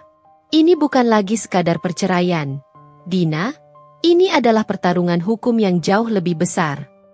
Dina hanya mengangguk, tidak menunjukkan emosi yang berlebihan, meskipun di dalam hatinya ada gejolak. Penjara? Bukan itu yang ia inginkan secara pribadi. Ia hanya ingin Bram lenyap dari hidupnya. Tapi itu adalah konsekuensi yang pantas dari perbuatan Bram, buah dari kejahatannya. Yang ia inginkan adalah keadilan dan ketenangan untuk Raya, serta perlindungan untuk nama baik keluarganya. Apa langkah selanjutnya yang harus kita ambil, Pak? Pertama, kami akan segera memperbarui gugatan cerai dan hak asuh, memasukkan bukti-bukti baru ini sebagai fakta yang memberatkan Bram. Kita akan menekankan bahwa Bram adalah ancaman finansial dan moral, tidak layak menjadi figur ayah bagi Raya, dan telah melanggar kepercayaan keluarga serta perusahaan. Jelas Pak Raharjo, menguraikan rencana strategis. Kedua, kami akan berkoordinasi langsung dengan tim legal internal Atmajaya Group untuk mengajukan laporan polisi resmi terkait dugaan penggelapan dana dan penipuan yang dilakukan Bram. Ayah Anda pasti akan mendukung penuh langkah ini, mengingat dampak langsung pada keuangan perusahaan. Apakah Bram bisa melarikan diri dari tuntutan ini? Meninggalkan negara? Tanya Dina, tiba-tiba teringat akan kemungkinan terburuk itu. Ia tahu Bram licik. Dengan adanya laporan polisi dan bukti yang kita miliki, kami akan segera mengajukan permohonan pencekalan ke Ditjen Imigrasi agar dia tidak bisa meninggalkan negara ini, jawab Pak Raharjo meyakinkan. Dan dengan bukti ini, kami akan mengajukan tuntutan pidana yang lebih berat, sehingga dia tidak punya pilihan lain selain menghadapi ini di pengadilan. Bahkan jika dia mencoba melarikan diri, Interpol akan segera mencarinya. Pertemuan itu berlangsung hingga siang hari, lebih lama dari perkiraan. Mereka membahas detail strategi, termasuk bagaimana menanggapi serangan balik dari pihak Bram yang kemungkinan besar akan mencoba melakukan pembelaan diri, mencari simpati publik, atau bahkan mencoba membalikan fakta. Pak Raharjo juga menyarankan agar Dina menjaga jarak dari media, membiarkan tim hukum dan Departemen Komunikasi Atmajaya yang berbicara secara resmi. Biarkan kami menjadi tameng Anda, Dina. Setiap pernyataan Anda bisa dimanfaatkan oleh lawan. Fokus utama Anda adalah memimpin Atmajaya dan menjaga Raya, kata Pak Raharjo mengakhiri pertemuan. Kami akan mengurus medan pertempuran hukum ini. Dan jangan khawatir, Dina. Dengan bukti-bukti yang sangat kuat ini, Bram tidak akan bisa mengelak dari jeratan hukum. Dia telah menggali kuburnya sendiri. Setelah Pak Raharjo dan Arya pergi, Dina merasa ada beban berat yang terangkat dari pundaknya. Keadilan terasa lebih dekat, lebih nyata. Ia tidak lagi hanya melawan pengkhianatan pribadi yang menghancurkan hatinya, melainkan juga kejahatan finansial yang dilakukan Bram, sebuah penipuan yang melibatkan nama baik dan aset keluarganya. Ini bukan hanya tentang hatinya yang hancur, tetapi juga tentang integritas bisnis keluarganya yang harus ia lindungi dan pertahankan dengan segala cara. Ia berjalan perlahan menuju kamar Raya. Putrinya sedang asyik bermain di lantai dengan boneka-bonekanya, celotehan riang memenuhi kamar. Raya menoleh saat Dina masuk. Senyum tipis mengembang di wajahnya yang polos. Ada kerlingan cahaya di mata Raya. Sebuah harapan, yang meyakinkan Dina bahwa ia sedang melakukan hal yang benar. Badai memang belum usai, namun Dina sudah memiliki senjata baru, dan ia siap menggunakannya untuk memastikan keadilan ditegakkan, tidak peduli seberapa panjang dan sulitnya jalan yang harus ia tempuh. 2 minggu setelah insiden yang menggegerkan itu berlalu dalam pusaran kesibukan Dina, hidupnya berubah drastis. Kini ia tenggelam dalam jadwal padat yang tak kenal ampun. Hari-harinya dipenuhi dengan rapat direksi yang intens, mengaudit setiap departemen yang dulunya dipegang oleh Bram, bertemu dengan klien-klien penting untuk menenangkan mereka, dan menghadiri konferensi pers yang tak terhitung jumlahnya untuk menanggapi spekulasi media. Dina bekerja keras, tak hanya untuk perusahaan, tapi juga untuk melarikan diri dari pikiran-pikiran yang mengganggu, melupakan rasa sakit yang menggerogoti. Ia tahu media masih mengawasi setiap gerak-geriknya. Namun berkat strategi cermat dari tim komunikasi Atmajaya Group, badai berita mulai mereda, meskipun masih ada bisik-bisik dan tatapan penasaran di mana-mana. Setiap pagi, sebelum berangkat ke kantor, Dina akan duduk di depan cermin riasnya, mengoleskan concealer tebal untuk menutupi lingkaran hitam pekat di bawah matanya, sisa dari malam-malam tanpa tidur dan pikiran yang kalut. Ia harus selalu tampil sempurna, kuat, tanpa celah sedikit pun. Demi nama besar Atmajaya, demi masa depan Raya yang tak boleh terguncang, dan demi harga dirinya sendiri sebagai seorang wanita yang dikhianati dan kini berjuang. Suatu sore, saat Dina sedang menyelesaikan laporan penting di ruang kerjanya yang baru, yang dulunya adalah ruang kerja Bram, ponselnya berdering nyaring. Nomor tak dikenal terpampang di layar. Biasanya Dina akan mengabaikannya begitu saja, karena banyak panggilan dari reporter atau orang iseng. Namun, ada firasat aneh yang kuat, seperti bisikan takdir, yang mendorongnya untuk mengangkat panggilan itu. "Halo?" sapa Dina. Suaranya terdengar hati-hati. Suara di seberang sana terdengar ragu dan sedikit bergetar. Seorang wanita dengan nada bicara yang sopan namun syarat kekhawatiran dan kesedihan. "Maaf, ini dengan Ibu Dina, istri Bapak Bramantio." Jantung Dina berdesir, merasakan gelombang kejutan yang tak terduga. "Saya Dina Atmajaya, mantan istri." Ia mengoreksi dengan nada dingin dan tegas, menegaskan statusnya saat ini. "Ada apa?" "Maafkan saya, Ibu Dina. Saya Sandra, sekretaris Bapak Bramantio dulu." Suara Sandra terdengar parau, seperti habis menangis tanpa henti. Ada isakan samar di latar belakang. Dina mengepalkan tangan di bawah meja, napasnya tertahan. Sandra, wanita yang wajahnya ia lihat di foto-foto intim itu. Wanita yang menghancurkan pernikahannya. Wanita yang perutnya dihamili Bram. Sebuah kombinasi rasa muak, marah, dan jijik membanjiri Dina. "Ada apa? Apa yang kamu inginkan dariku?" ulang Dina. Suaranya kini lebih tajam, penuh ketidaksabaran. "Tolong, Bu Dina. Saya tahu saya sudah melakukan kesalahan besar. Saya sangat menyesal atas semua yang terjadi. Saya sungguh tidak tahu harus bagaimana lagi," kata Sandra. Suaranya memohon, penuh keputusasaan yang tulus. Tapi saya terjebak. Bram, dia mengancam saya. Dia mengambil semua uang saya, Bu. Dia lari entah kemana. Dan dia meninggalkan saya dengan kehamilan ini sendirian. Saya tidak punya siapa-siapa lagi, Bu. Saya tidak punya keluarga di Jakarta." Isakan Sandra kini terdengar jelas dan pilu. Dina menahan napas. Sekelebat pikiran melintas di benaknya. Apakah ini jebakan baru? Apakah ini taktik licik Bram untuk mendapatkan simpati? Atau bahkan mengalihkan perhatian dari tuntutan hukum? Namun, suara Sandra yang begitu putus asa, yang begitu terdengar tulus dalam setiap kata, terasa sangat nyata. Ada sesuatu yang janggal dari narasi itu. Bram mengambil uang Sandra? Bram lari? Bukankah seharusnya Bram yang didampingi Sandra, yang akan ia nikahi? Pertanyaan-pertanyaan itu berputar di kepala Dina. "Apa maksudmu Bram mengambil uangmu?" tanya Dina, sedikit melunak. Rasa penasarannya mulai mengalahkan rasa jijiknya. Ini adalah informasi yang tak terduga. Dia bilang akan membantu saya mengurus kehamilan ini, Bu.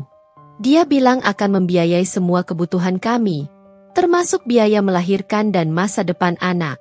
Tapi dia justru menguras rekening bank saya. Semua tabungan yang saya miliki, Bu. Semua hasil kerja keras saya bertahun-tahun. Dia bilang itu untuk investasi masa depan kami. Tapi setelah ibu memecatnya, dia menghilang begitu saja. Saya tidak bisa menghubunginya sama sekali. Ponselnya tidak aktif. Rumah kontrakannya kosong. Sekarang saya tidak punya uang untuk biaya melahirkan, Bu. Dan rumah sakit terus menagih saya. Saya tidak tahu harus kemana lagi. Dina merasakan ada sesuatu yang sangat tidak beres. Bram melakukan penipuan padanya, penggelapan dana perusahaan, tapi juga pada Sandra, wanita yang seharusnya ia nikahi. Ini menunjukkan sisi Bram yang jauh lebih licik, lebih kejam, dan lebih tidak bermoral dari yang ia bayangkan. Ia mulai merasa muak pada Bram hingga ke ulu hati, tetapi juga, anehnya, sedikit iba pada Sandra. Bagaimanapun, Sandra adalah korban lain dari Bram, meskipun ia juga ikut andil dalam kehancuran rumah tangganya. Rasa marah pada Sandra kini bercampur dengan rasa kasihan yang tipis. Baiklah, kata Dina, setelah berpikir sejenak, menimbang pro dan kontra. Pertemuan ini bisa jadi kesempatan emas untuk mengumpulkan informasi lebih lanjut tentang keberadaan dan modus operandi Bram, atau mengonfirmasi sisi gelap Bram yang baru ini. Ini juga bisa jadi bukti tambahan untuk kasusnya. Kita bertemu besok. Saya akan kirimkan lokasi dan waktunya melalui pesan teks. Jangan mencoba menipu saya, Sandra. Saya akan tahu. Dina memutuskan untuk bertemu di sebuah kafe terpencil di pinggir kota, yang jauh dari sorotan media dan keramaian. Ia tidak ingin pertemuan ini menjadi bahan gosip baru, atau menarik perhatian yang tidak diinginkan. Setelah menutup telepon, Dina bersandar di kursi kerjanya, memejamkan mata. Panggilan tak terduga dari Sandra telah membuka lembaran baru dalam drama yang panjang dan melelahkan ini. Bram tidak hanya mengkhianati dirinya, keluarganya, dan perusahaannya, tapi juga orang lain yang rapuh. Ia memang seorang predator berdarah dingin. Dan Dina akan memastikan tidak ada lagi yang jatuh dalam perangkapnya, dan Bram akan mendapatkan balasan yang setimpal atas semua kejahatannya. Keesokan harinya, tepat pukul 2 siang, Dina tiba di kafe terpencil yang telah ia pilih. Lokasinya sengaja ia pilih di sebuah area yang jauh dari hiruk-pikuk pusat kota dan mata media yang selalu mengintai. Kafe itu tenang, dengan interior bernuansa kayu dan jendela-jendela besar yang menghadap ke taman kecil yang asri. Dina memilih meja di sudut paling tersembunyi, agak jauh dari pintu masuk, dekat jendela yang terlindung oleh tirai tipis. Ia mengenakan pakaian yang sangat sederhana, celana jeans gelap dan blus linen longgar berwarna krem, mencoba membaurkan diri dengan pengunjung lain yang rata-rata adalah mahasiswa atau pekerja lepas. Meskipun demikian, aura elegan dan kepercayaan dirinya tetap tak bisa disembunyikan sepenuhnya. Wajahnya memang terlihat lelah, namun sorot matanya tetap tajam dan penuh perhitungan. Tak lama kemudian, pintu kafe terbuka, dan seorang wanita masuk dengan langkah ragu. Rambutnya tampak sedikit kusam dan tidak terurus. Wajahnya pucat pasi dan sembab, dengan kantung mata yang jelas menghitam. Perutnya yang membuncit tak bisa lagi disembunyikan oleh blus longgar berwarna biru tua yang ia kenakan. Itu Sandra, yang terlihat jauh lebih kurus dan tidak terawat dari terakhir kali Dina melihatnya di kantor Bram. Kondisinya menunjukkan bahwa ia memang sedang berada di titik terendah dalam hidupnya, rapuh dan putus asa. Sandra melihat Dina, dan dengan langkah gemetar menghampiri meja. Pandangannya tidak berani bertatapan langsung dengan Dina. Bu Dina, terima kasih banyak sudah mau bertemu dengan saya. Suaranya nyaris berbisik, terdengar sangat serak dan penuh permohonan. Duduklah, Sandra, kata Dina. Suaranya dingin, namun ada sedikit nada kelembutan yang tak bisa ia hindari melihat kondisi wanita di depannya. Ia mengangkat tangan, memberi isyarat kepada pelayan. Tolong bawakan teh hangat dan beberapa kudapan ringan untuknya. Sandra duduk di kursi di seberang Dina, menundukkan kepala dalam-dalam, enggan menatap mata Dina. Ia terus-menerus meremas ujung blusnya dengan jari jemarinya yang kurus, tampak sangat gelisah. Saya tahu saya salah besar, Bu Dina. Saya sangat menyesal atas semua yang sudah saya lakukan. Saya tidak tahu harus mulai dari mana, Bu. Bulir air mata mulai terbentuk di pelupuk matanya. Ceritakan semuanya, Sandra. Potong Dina, langsung pada intinya, tidak ingin membuang waktu dengan basa-basi. Dari awal, bagaimana semua ini bisa terjadi? Dan apa yang Bram lakukan padamu sampai kau harus meneleponku? Sandra menghela napas panjang, kemudian mulai bercerita dengan suara yang bergetar hebat. Ia menceritakan bagaimana Bram, dengan pesonanya yang memikat, janji-janji manis tentang masa depan cerah, dan perhatian yang berlebihan, berhasil merayunya. Awalnya hanya pertemanan kerja biasa, kemudian berlanjut menjadi perhatian kecil yang membuat Sandra merasa istimewa, lalu berkembang menjadi hubungan terlarang di luar batas profesionalisme. Sandra mengakui bahwa ia silau dengan perhatian dan karisma Bram yang manipulatif, dan juga janji bahwa Bram akan meninggalkan Dina karena Dina terlalu sibuk dengan perusahaan dan tidak pernah memberinya perhatian. Dia bilang ibu tidak pernah punya waktu untuknya. Dia bilang ibu hanya peduli pada bisnis dan tidak peduli pada perasaannya. Sandra terisak, air mata mulai mengalir. Dina mengepalkan tangan di bawah meja. Kebohongan Bram sangat menjijikkan. Sebuah narasi yang diputarbalikkan untuk membenarkan pengkhianatannya. Saya benar-benar tidak tahu dia sudah menikah, Bu Dina. Dia bilang dia single, atau akan segera bercerai dari istrinya yang sudah tidak ia cintai lagi. Sandra mengangkat wajahnya, matanya merah dan bengkak, penuh penyesalan yang mendalam. Dia sangat pandai meyakinkan, Bu. Dia bahkan mengajak saya ke Bali dan Maldives, mengatakan itu adalah liburan, sebelum pernikahan, kami. Dia bilang itu adalah bulan madu awal kami. Saya benar-benar percaya padanya, Bu. Saya dibutakan. Dina mendengarkan dengan seksama setiap kata yang keluar dari mulut Sandra.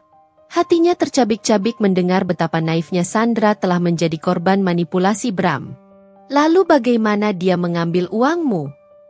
Sandra menjelaskan bahwa Bram selalu mengarahkan dia untuk melakukan investasi palsu. Dia bilang itu untuk masa depan kami, Bu. Untuk biaya hidup kami setelah menikah, dan untuk masa depan anak ini. Dia bilang punya kenalan di bursa saham yang bisa melipat gandakan uang dengan sangat cepat dan aman. Saya percaya, Bu. Saya menyerahkan semua tabungan yang saya miliki padanya, bahkan meminjam dari keluarga dan teman-teman. Totalnya hampir 3 miliar rupiah, Bu Dina. Hasil kerja keras saya selama bertahun-tahun. Sandra kembali terisak. Suaranya putus asa. Dan dia juga berjanji akan mengurus semua biaya rumah sakit dan kebutuhan bayi kami. Tapi setelah kejadian di pesta itu, Bu Dina mengusirnya. Dia menghilang seperti ditelan bumi. Ponselnya tidak aktif. Rumah kontrakannya kosong. Saya tidak bisa menghubunginya sama sekali. Sekarang saya tidak punya uang sama sekali untuk biaya melahirkan, Bu. Dan rumah sakit terus menagih saya. Saya tidak tahu harus kemana lagi. Dina merasa mual hebat. Jadi Bram tidak hanya menipu dirinya dan perusahaannya dengan penggelapan dana, tapi juga menipu Sandra, wanita yang seharusnya ia nikahi dan bertanggung jawab atas kehamilannya. Ini adalah modus operandi yang sama, menggunakan pesonanya untuk memanipulasi dan mencuri. Bram adalah penipu ulung yang menggunakan pesonanya untuk mengambil keuntungan dari orang lain, baik secara emosional maupun finansial, tanpa belas kasihan. Ada lagi yang penting, Sandra? Tanya Dina, berusaha tetap tenang, fokus pada informasi yang krusial. Tentang keberadaan Bram, atau hal lain yang bisa membantu kami menangkapnya. Sandra mengangguk lemah, berusaha mengingat. Saya pernah mendengar dia bicara di telepon dengan seseorang. Dia menyebut tempat persembunyian, di sebuah villa di puncak, katanya milik teman lamanya. Dia juga bicara tentang paspor palsu yang sedang diurus, dan rencana untuk menghilang sebentar jika keadaan memburuk. Dan ada beberapa nama yang sering dia sebut dalam percakapan.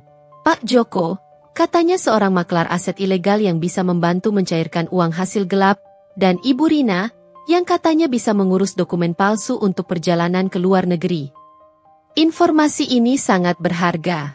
Dina segera mengeluarkan buku catatan kecil dari tasnya dan pena, mencatat nama-nama dan detail yang Sandra berikan dengan cermat. Kamu punya bukti transfer atau dokumen terkait Bram yang bisa kami gunakan? Sandra menggelengkan kepala. Dia selalu meminta uang tunai atau transfer ke rekening atas nama orang lain. Dia bilang itu untuk menghindari pajak dan agar investasi kami tidak terlacak. Saya terlalu bodoh untuk tidak curiga, Bu. Dina menghela napas. Sandra memang naif dan terlibat dalam perselingkuhan itu. Tapi Dina bisa melihat bahwa ia juga korban Bram yang lain. Baiklah, Sandra.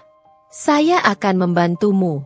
Sebagai sesama wanita dan sesama korban Bram, saya akan membantu biaya rumah sakit dan kebutuhan bayimu sampai kamu bisa mandiri dan mencari pekerjaan baru. Dina mengeluarkan dompetnya dan menyerahkan sejumlah uang tunai yang cukup besar kepada Sandra untuk kebutuhan darurat. Ini untuk biaya awal. Tapi ada syaratnya. Kamu harus bersaksi di pengadilan. Kamu harus menceritakan semua yang terjadi, setiap detail yang kamu tahu tentang Bram. Mata Sandra melebar, tak percaya. Benarkah, Bu Dina? Ibu mau membantu saya? Air mata haru dan lega kini mengalir deras di pipinya. Saya akan bersaksi, Bu. Apapun yang ibu minta. Saya hanya ingin Bram mendapatkan balasan yang setimpal atas semua yang telah dia lakukan pada kami berdua. Dina memberikan nomor telepon Pak Raharjo kepada Sandra. Hubungi Pak Raharjo. Dia adalah pengacara keluarga saya. Dia akan membantu kamu secara hukum. Ceritakan semua yang sudah kamu ceritakan padaku, dan serahkan semua bukti yang kamu miliki, sekecil apapun itu, seperti percakapan atau pesan yang masih tersimpan. Setelah Sandra pergi, Dina masih duduk di kafe, mencerna semua informasi yang baru ia dapatkan. Bram bukan hanya suami yang tidak setia dan seorang penggelap dana, ia adalah penipu yang berbahaya, dengan jaringan yang lebih luas dari yang ia bayangkan. Penemuan ini semakin memperkuat posisinya dalam pertarungan hukum. Dan ia kini memiliki sekutu yang tak terduga, seorang wanita yang dulunya adalah selingkuhan suaminya, kini menjadi korban Bram yang lain. Dina tersenyum sinis. Sebuah senyuman pahit bercampur tekad. Bram telah menciptakan musuh-musuhnya sendiri. Dan kini, mereka bersatu untuk menjatuhkannya. Informasi krusial yang diberikan Sandra bagaikan tetesan air di padang pasir yang kering, memberikan petunjuk berharga yang sangat dinanti-nantikan oleh Dina dan tim hukumnya. Pak Raharjo, sang pengacara ulung, segera bertindak dengan kecepatan kilat. Ia menugaskan tim investigasi swasta terbaiknya, yang terdiri dari mantan aparat penegak hukum dan ahli forensik, untuk melacak nama-nama yang disebutkan Sandra, Pak Joko si maklar aset ilegal dan Ibu Rina si pengurus dokumen palsu. Selain itu, keberadaan Bram di sebuah villa mewah di puncak, yang disebutkan sebagai tempat persembunyian, juga menjadi prioritas utama yang harus segera dikonfirmasi. Dina sendiri tidak tinggal diam. Di kantor Atmajaya Group, ia mengintensifkan audit pada semua proyek yang pernah ditangani Bram. Dengan berbekal informasi dari flash drive yang mengerikan itu dan detail yang diberikan Sandra, ia menemukan lebih banyak kejanggalan yang membuat perutnya mual. Ada beberapa proyek fiktif yang hanya ada di atas kertas, di mana dana dicairkan tanpa ada pekerjaan fisik yang nyata di lapangan. Dana-dana ini disamarkan melalui subkontraktor bayangan yang setelah ditelusuri ternyata berafiliasi kuat dengan Pak Joko. Bram ternyata lebih cerdik, lebih licik, dan lebih jahat dari yang ia kira, membangun jaringan korupsi kecil yang terstruktur rapi di dalam perusahaan keluarga Dina sendiri. Ini jelas penipuan terstruktur dan penggelapan berskala besar. Dina, kata salah satu akuntan forensik yang ia pekerjakan, dengan wajah tegang saat menunjukkan grafik transaksi. Jumlahnya tidak main-main. Jika kita telusuri lebih jauh, ini bisa mencapai puluhan miliar rupiah, bukan hanya puluhan atau ratusan juta. Dina merasa mual, kepalanya berdenyut-denyut.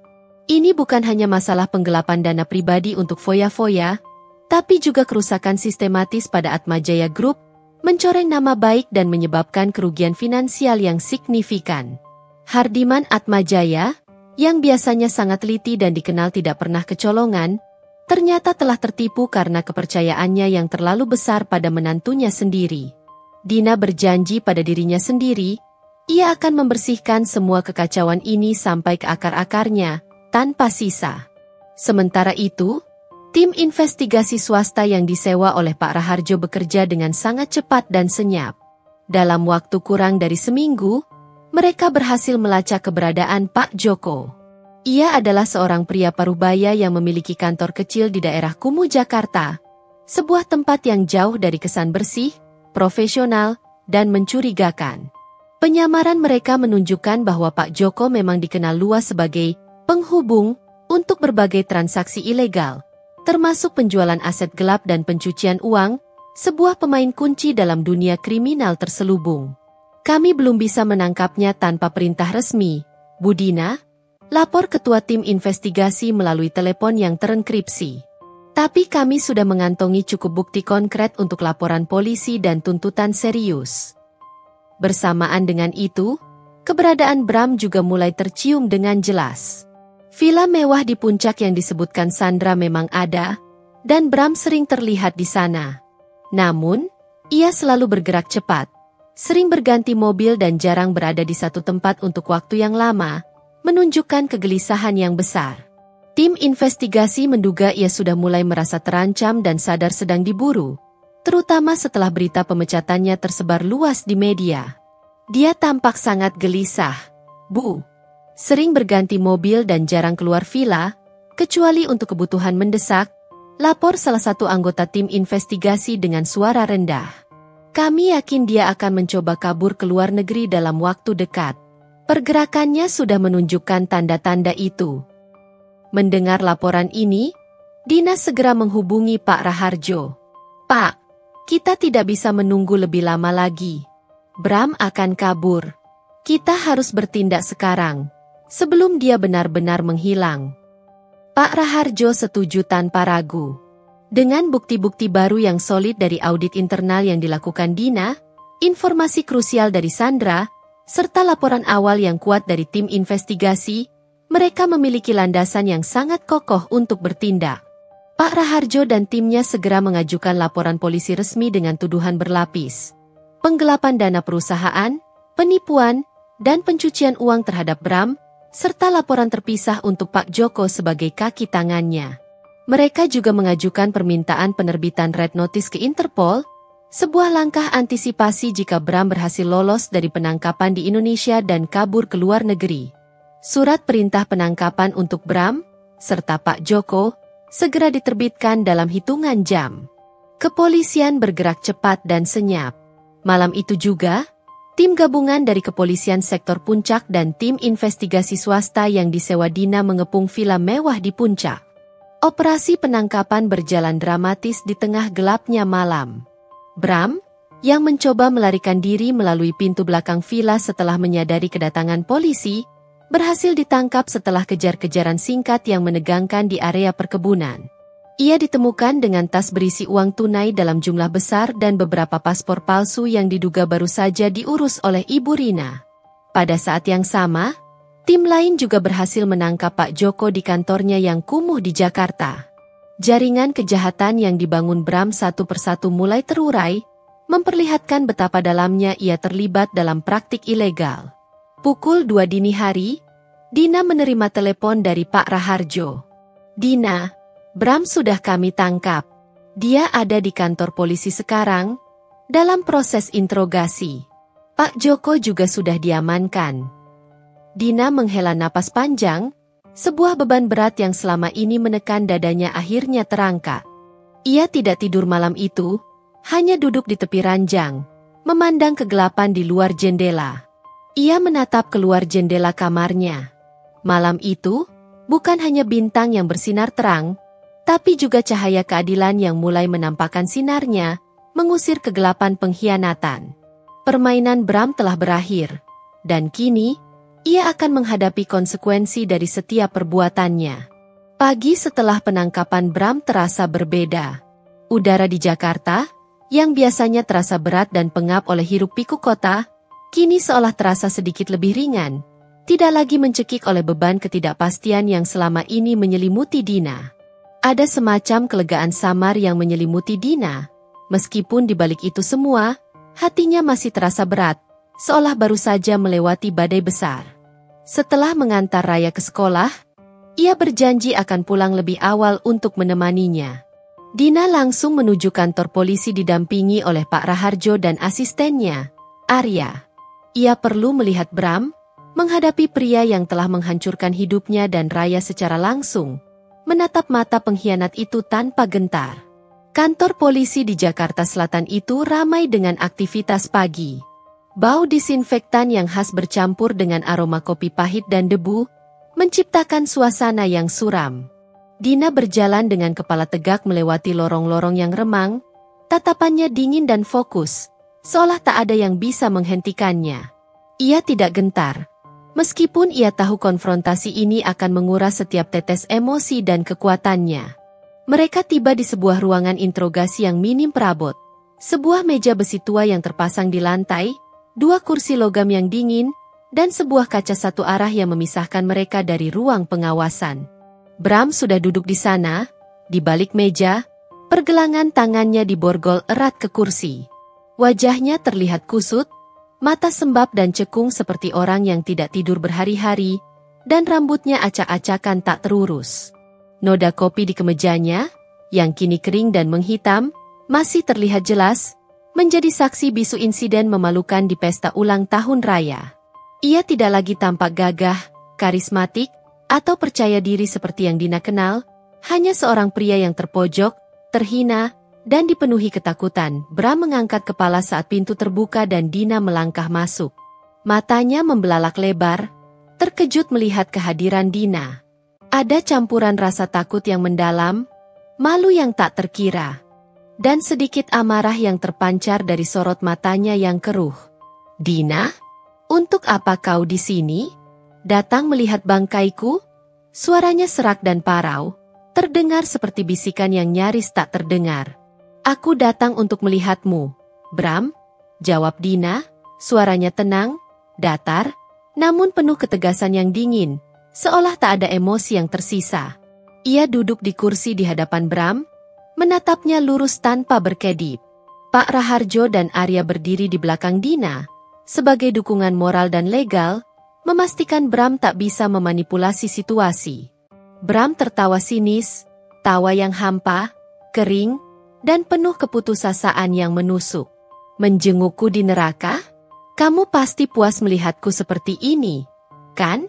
Setelah semua yang kau lakukan padaku, setelah kau menghancurkan hidupku."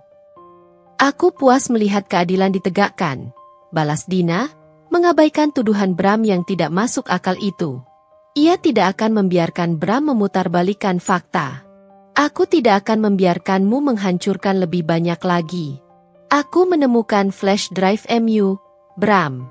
Aku tahu semua tentang penggelapan dana itu. Proyek-proyek fiktif itu, transfer ke rekening Sandra.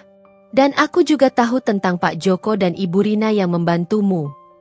Wajah Bram yang tadinya sudah pucat kini semakin memucat pasi, bibirnya bergetar.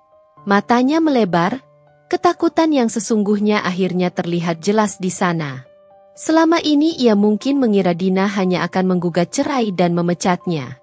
Ia tidak menyangka Dina akan menemukan bukti kejahatan finansialnya yang tersembunyi. Aku tidak tahu apa yang kau bicarakan," elak Bram, suaranya bergetar hebat, mencoba menjaga ekspresi tenangnya. Tapi kegelisahannya terlihat jelas, tubuhnya sedikit gemetar, kakinya bergerak-gerak tak tenang. "Jangan berbohong, Bram." Pak Raharjo akhirnya angkat bicara. Suaranya tenang namun tajam, menusuk langsung ke inti. Polisi sudah memiliki cukup bukti yang kuat dari hasil audit internal Atmajaya. Pak Joko juga sudah ditangkap dan mulai buka suara. Ibu Rina juga sedang dalam penyelidikan intensif. Semua jaring sudah tertutup rapat. Bram, tidak ada jalan keluar untukmu. Mendengar nama Pak Joko dan Ibu Rina disebut, pertahanan Bram runtuh sepenuhnya. Ia menundukkan kepala, napasnya memburu, terdengar berat dan putus asa.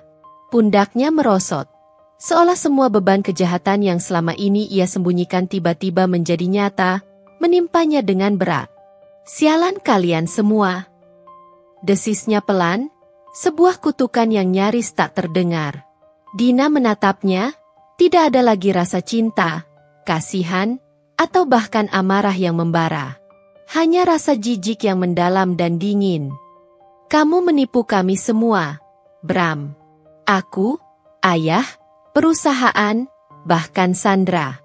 Wanita yang kau janjikan akan kau nikahi, yang kini sedang hamil anakmu, kau tipu dan kau tinggalkan tanpa uang sepeser pun. Kau buang dia seperti sampah. Bram mengangkat kepala, menatap Dina dengan tatapan kosong, matanya hampa. Sandra, dia juga melaporkanku. Ia tampak tidak percaya, terpukul oleh pengkhianatan dari wanita yang ia manfaatkan.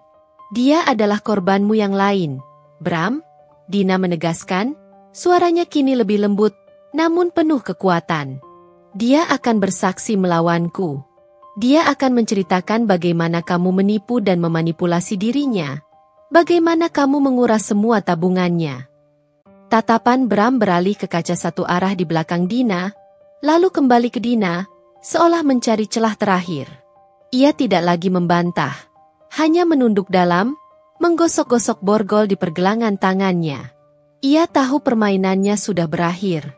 Semua kebohongan dan penipuan telah terbongkar.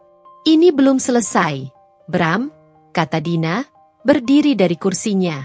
Proses hukum baru saja dimulai.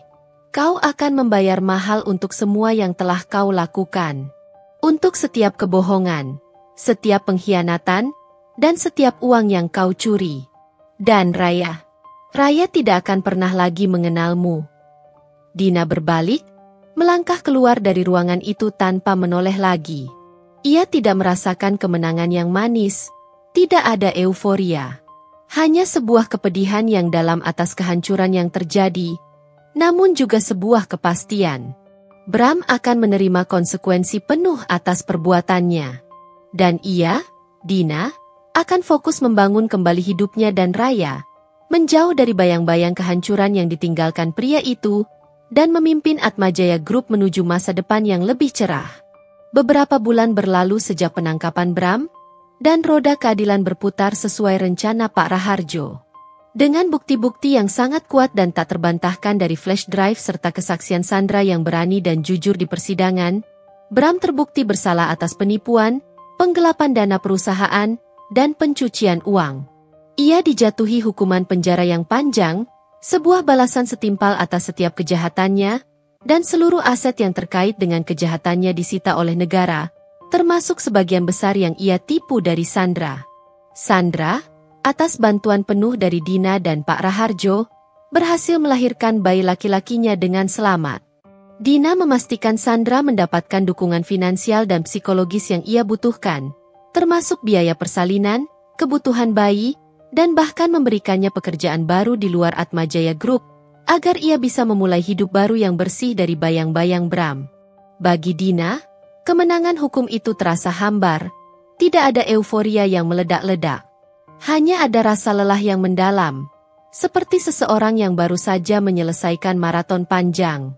Namun, di balik kelelahan itu, ia merasa bangga telah berdiri tegak, melawan, dan berhasil melindungi keluarganya dari ancaman yang begitu nyata. Media perlahan mulai beralih ke berita lain yang lebih baru dan sensasional, dan Atmajaya Group berhasil mempertahankan reputasinya yang sempat tercoreng berkat penanganan krisis yang cepat, transparan, dan tegas. Dina berhasil memimpin perusahaan melalui badai terburuk, membuktikan kapabilitasnya yang luar biasa sebagai pemimpin sejati. Ayahnya, Hardiman, yang melihat ketangguhan putrinya, Semakin Sri menyerahkan kendali penuh kepadanya, menikmati masa pensiun yang lebih tenang dengan cucunya. Fokus utama Dina kini adalah Raya. Insiden memilukan di pesta ulang tahun itu meninggalkan luka yang cukup dalam pada putri kecilnya. Raya menjadi lebih pendiam dari biasanya, sering melamun, dan terkadang terlihat takut jika Dina meninggalkannya. Sebuah ketakutan yang tak lagi bisa disembunyikan. Dina menyadari bahwa ia harus memprioritaskan penyembuhan emosional putrinya di atas segalanya. Suatu sore yang cerah, Dina memutuskan untuk mengajak Raya piknik di taman kota yang dekat dengan rumah mereka. Mereka duduk di bawah pohon rindang yang sangat besar, menghadap danau kecil yang tenang, di mana bebek-bebek berenang dengan damai. Dina membiarkan Raya bermain dengan bonekanya di rumputan hijau. Sesekali mencuri pandang ke wajah putrinya, mencari tanda-tanda perubahan. "Raya, sayang." Dina memulai. Suaranya lembut, hati-hati, mencoba menemukan kata-kata yang tepat. "Mama ingin bicara tentang apa yang terjadi waktu itu, tentang Papa." Raya menghentikan permainannya, menatap Dina dengan mata lebar dan polos, yang kini tidak lagi memancarkan ketakutan. "Papa pergi ya, Ma." Suaranya lirih, namun ada nada pengertian yang samar. Hati Dina teriris mendengar pertanyaan itu. Namun ia harus jujur. "Iya, sayang. Papa pergi. Tapi Papa pergi karena dia melakukan kesalahan besar. Bukan karena Raya tidak disayang, atau karena Mama tidak sayang Papa." Dina berusaha memilih kata-kata yang paling lembut, menjelaskan tanpa menanamkan kebencian atau rasa bersalah pada putrinya. "Papa berbuat salah, dan dia harus bertanggung jawab atas kesalahannya." "Papa jahat?" tanya Raya polos, kerutan kecil muncul di dahinya. Dina menghela napas panjang. "Papa melakukan hal yang jahat, sayang. Tapi Mama tidak mau Raya membenci Papa. Mama hanya ingin Raya tahu bahwa Mama akan selalu menjaga Raya, dan kita akan baik-baik saja, bahkan lebih baik dari sebelumnya. Kita berdua adalah tim yang kuat, sayang. Kita akan selalu bersama." Raya memandang Dina, lalu perlahan mengangguk. Sebuah senyum tipis mulai mengembang di bibirnya. Ia mungkin tidak sepenuhnya mengerti semua detail yang terjadi, tapi ia merasakan ketulusan dan cinta yang besar dari ibunya. Ia tahu ia aman. "Mama tidak akan pergi juga, kan?" tanyanya lagi, kali ini dengan nada yang lebih yakin. "Tidak, sayang. Mama tidak akan pernah pergi meninggalkan Raya." Dina memeluk putrinya erat, mendekapnya ke dalam pelukan hangatnya, mencium puncak kepalanya berkali-kali. "Mama akan selalu ada di sini untuk Raya. Selalu. Selamanya." Sejak percakapan terbuka itu, Raya perlahan tapi pasti mulai menunjukkan perkembangan yang positif. Ia masih bertanya tentang Bram sesekali. Namun pertanyaan-pertanyaannya tidak lagi dipenuhi ketakutan atau kesedihan yang mendalam. Dina juga secara rutin mengajaknya berkonsultasi dengan psikolog anak yang sangat membantu Raya memproses perasaannya dan mengatasi traumanya. Hubungan Dina dan Raya menjadi semakin erat. Ikatan mereka tumbuh lebih kuat, lebih dalam, dan tak tergoyahkan dari sebelumnya. Dina sendiri juga mulai menemukan kedamaian dalam dirinya. Ia telah menghadapi pengkhianatan terbesar dalam hidupnya, melaluinya dengan kepala tegak, dan bahkan menjadi lebih kuat, lebih bijaksana, dan lebih tangguh dari sebelumnya. Ia tidak lagi mencari kebahagiaan dalam hubungan romantis, setidaknya untuk saat ini. Prioritas utamanya kini jelas. Raya, putrinya yang berharga, dan Atmajaya Group, warisan keluarganya yang harus ia jaga dan kembangkan. Suatu sore, saat Dina sedang berjalan pulang dari kantor, langkahnya terhenti di pinggir jalan. Ia melihat sebuah pohon kecil yang baru ditanam, batangnya masih ramping namun terlihat kokoh. Daun-daunnya masih muda dan hijau terang, bergerak lembut ditiup angin sore. Dina tersenyum. Seperti pohon itu, ia dan Raya, serta Atmajaya Group, telah melewati badai terberat dalam hidup mereka. Mereka mungkin memiliki beberapa luka yang tak terlihat, tapi mereka akan tumbuh lebih tinggi, lebih kuat, dan lebih berakar dari sebelumnya. Ini bukan akhir dari sebuah kisah yang menyakitkan, melainkan awal dari sebuah babak baru yang penuh harapan, pertumbuhan, dan kebahagiaan yang jauh lebih kokoh.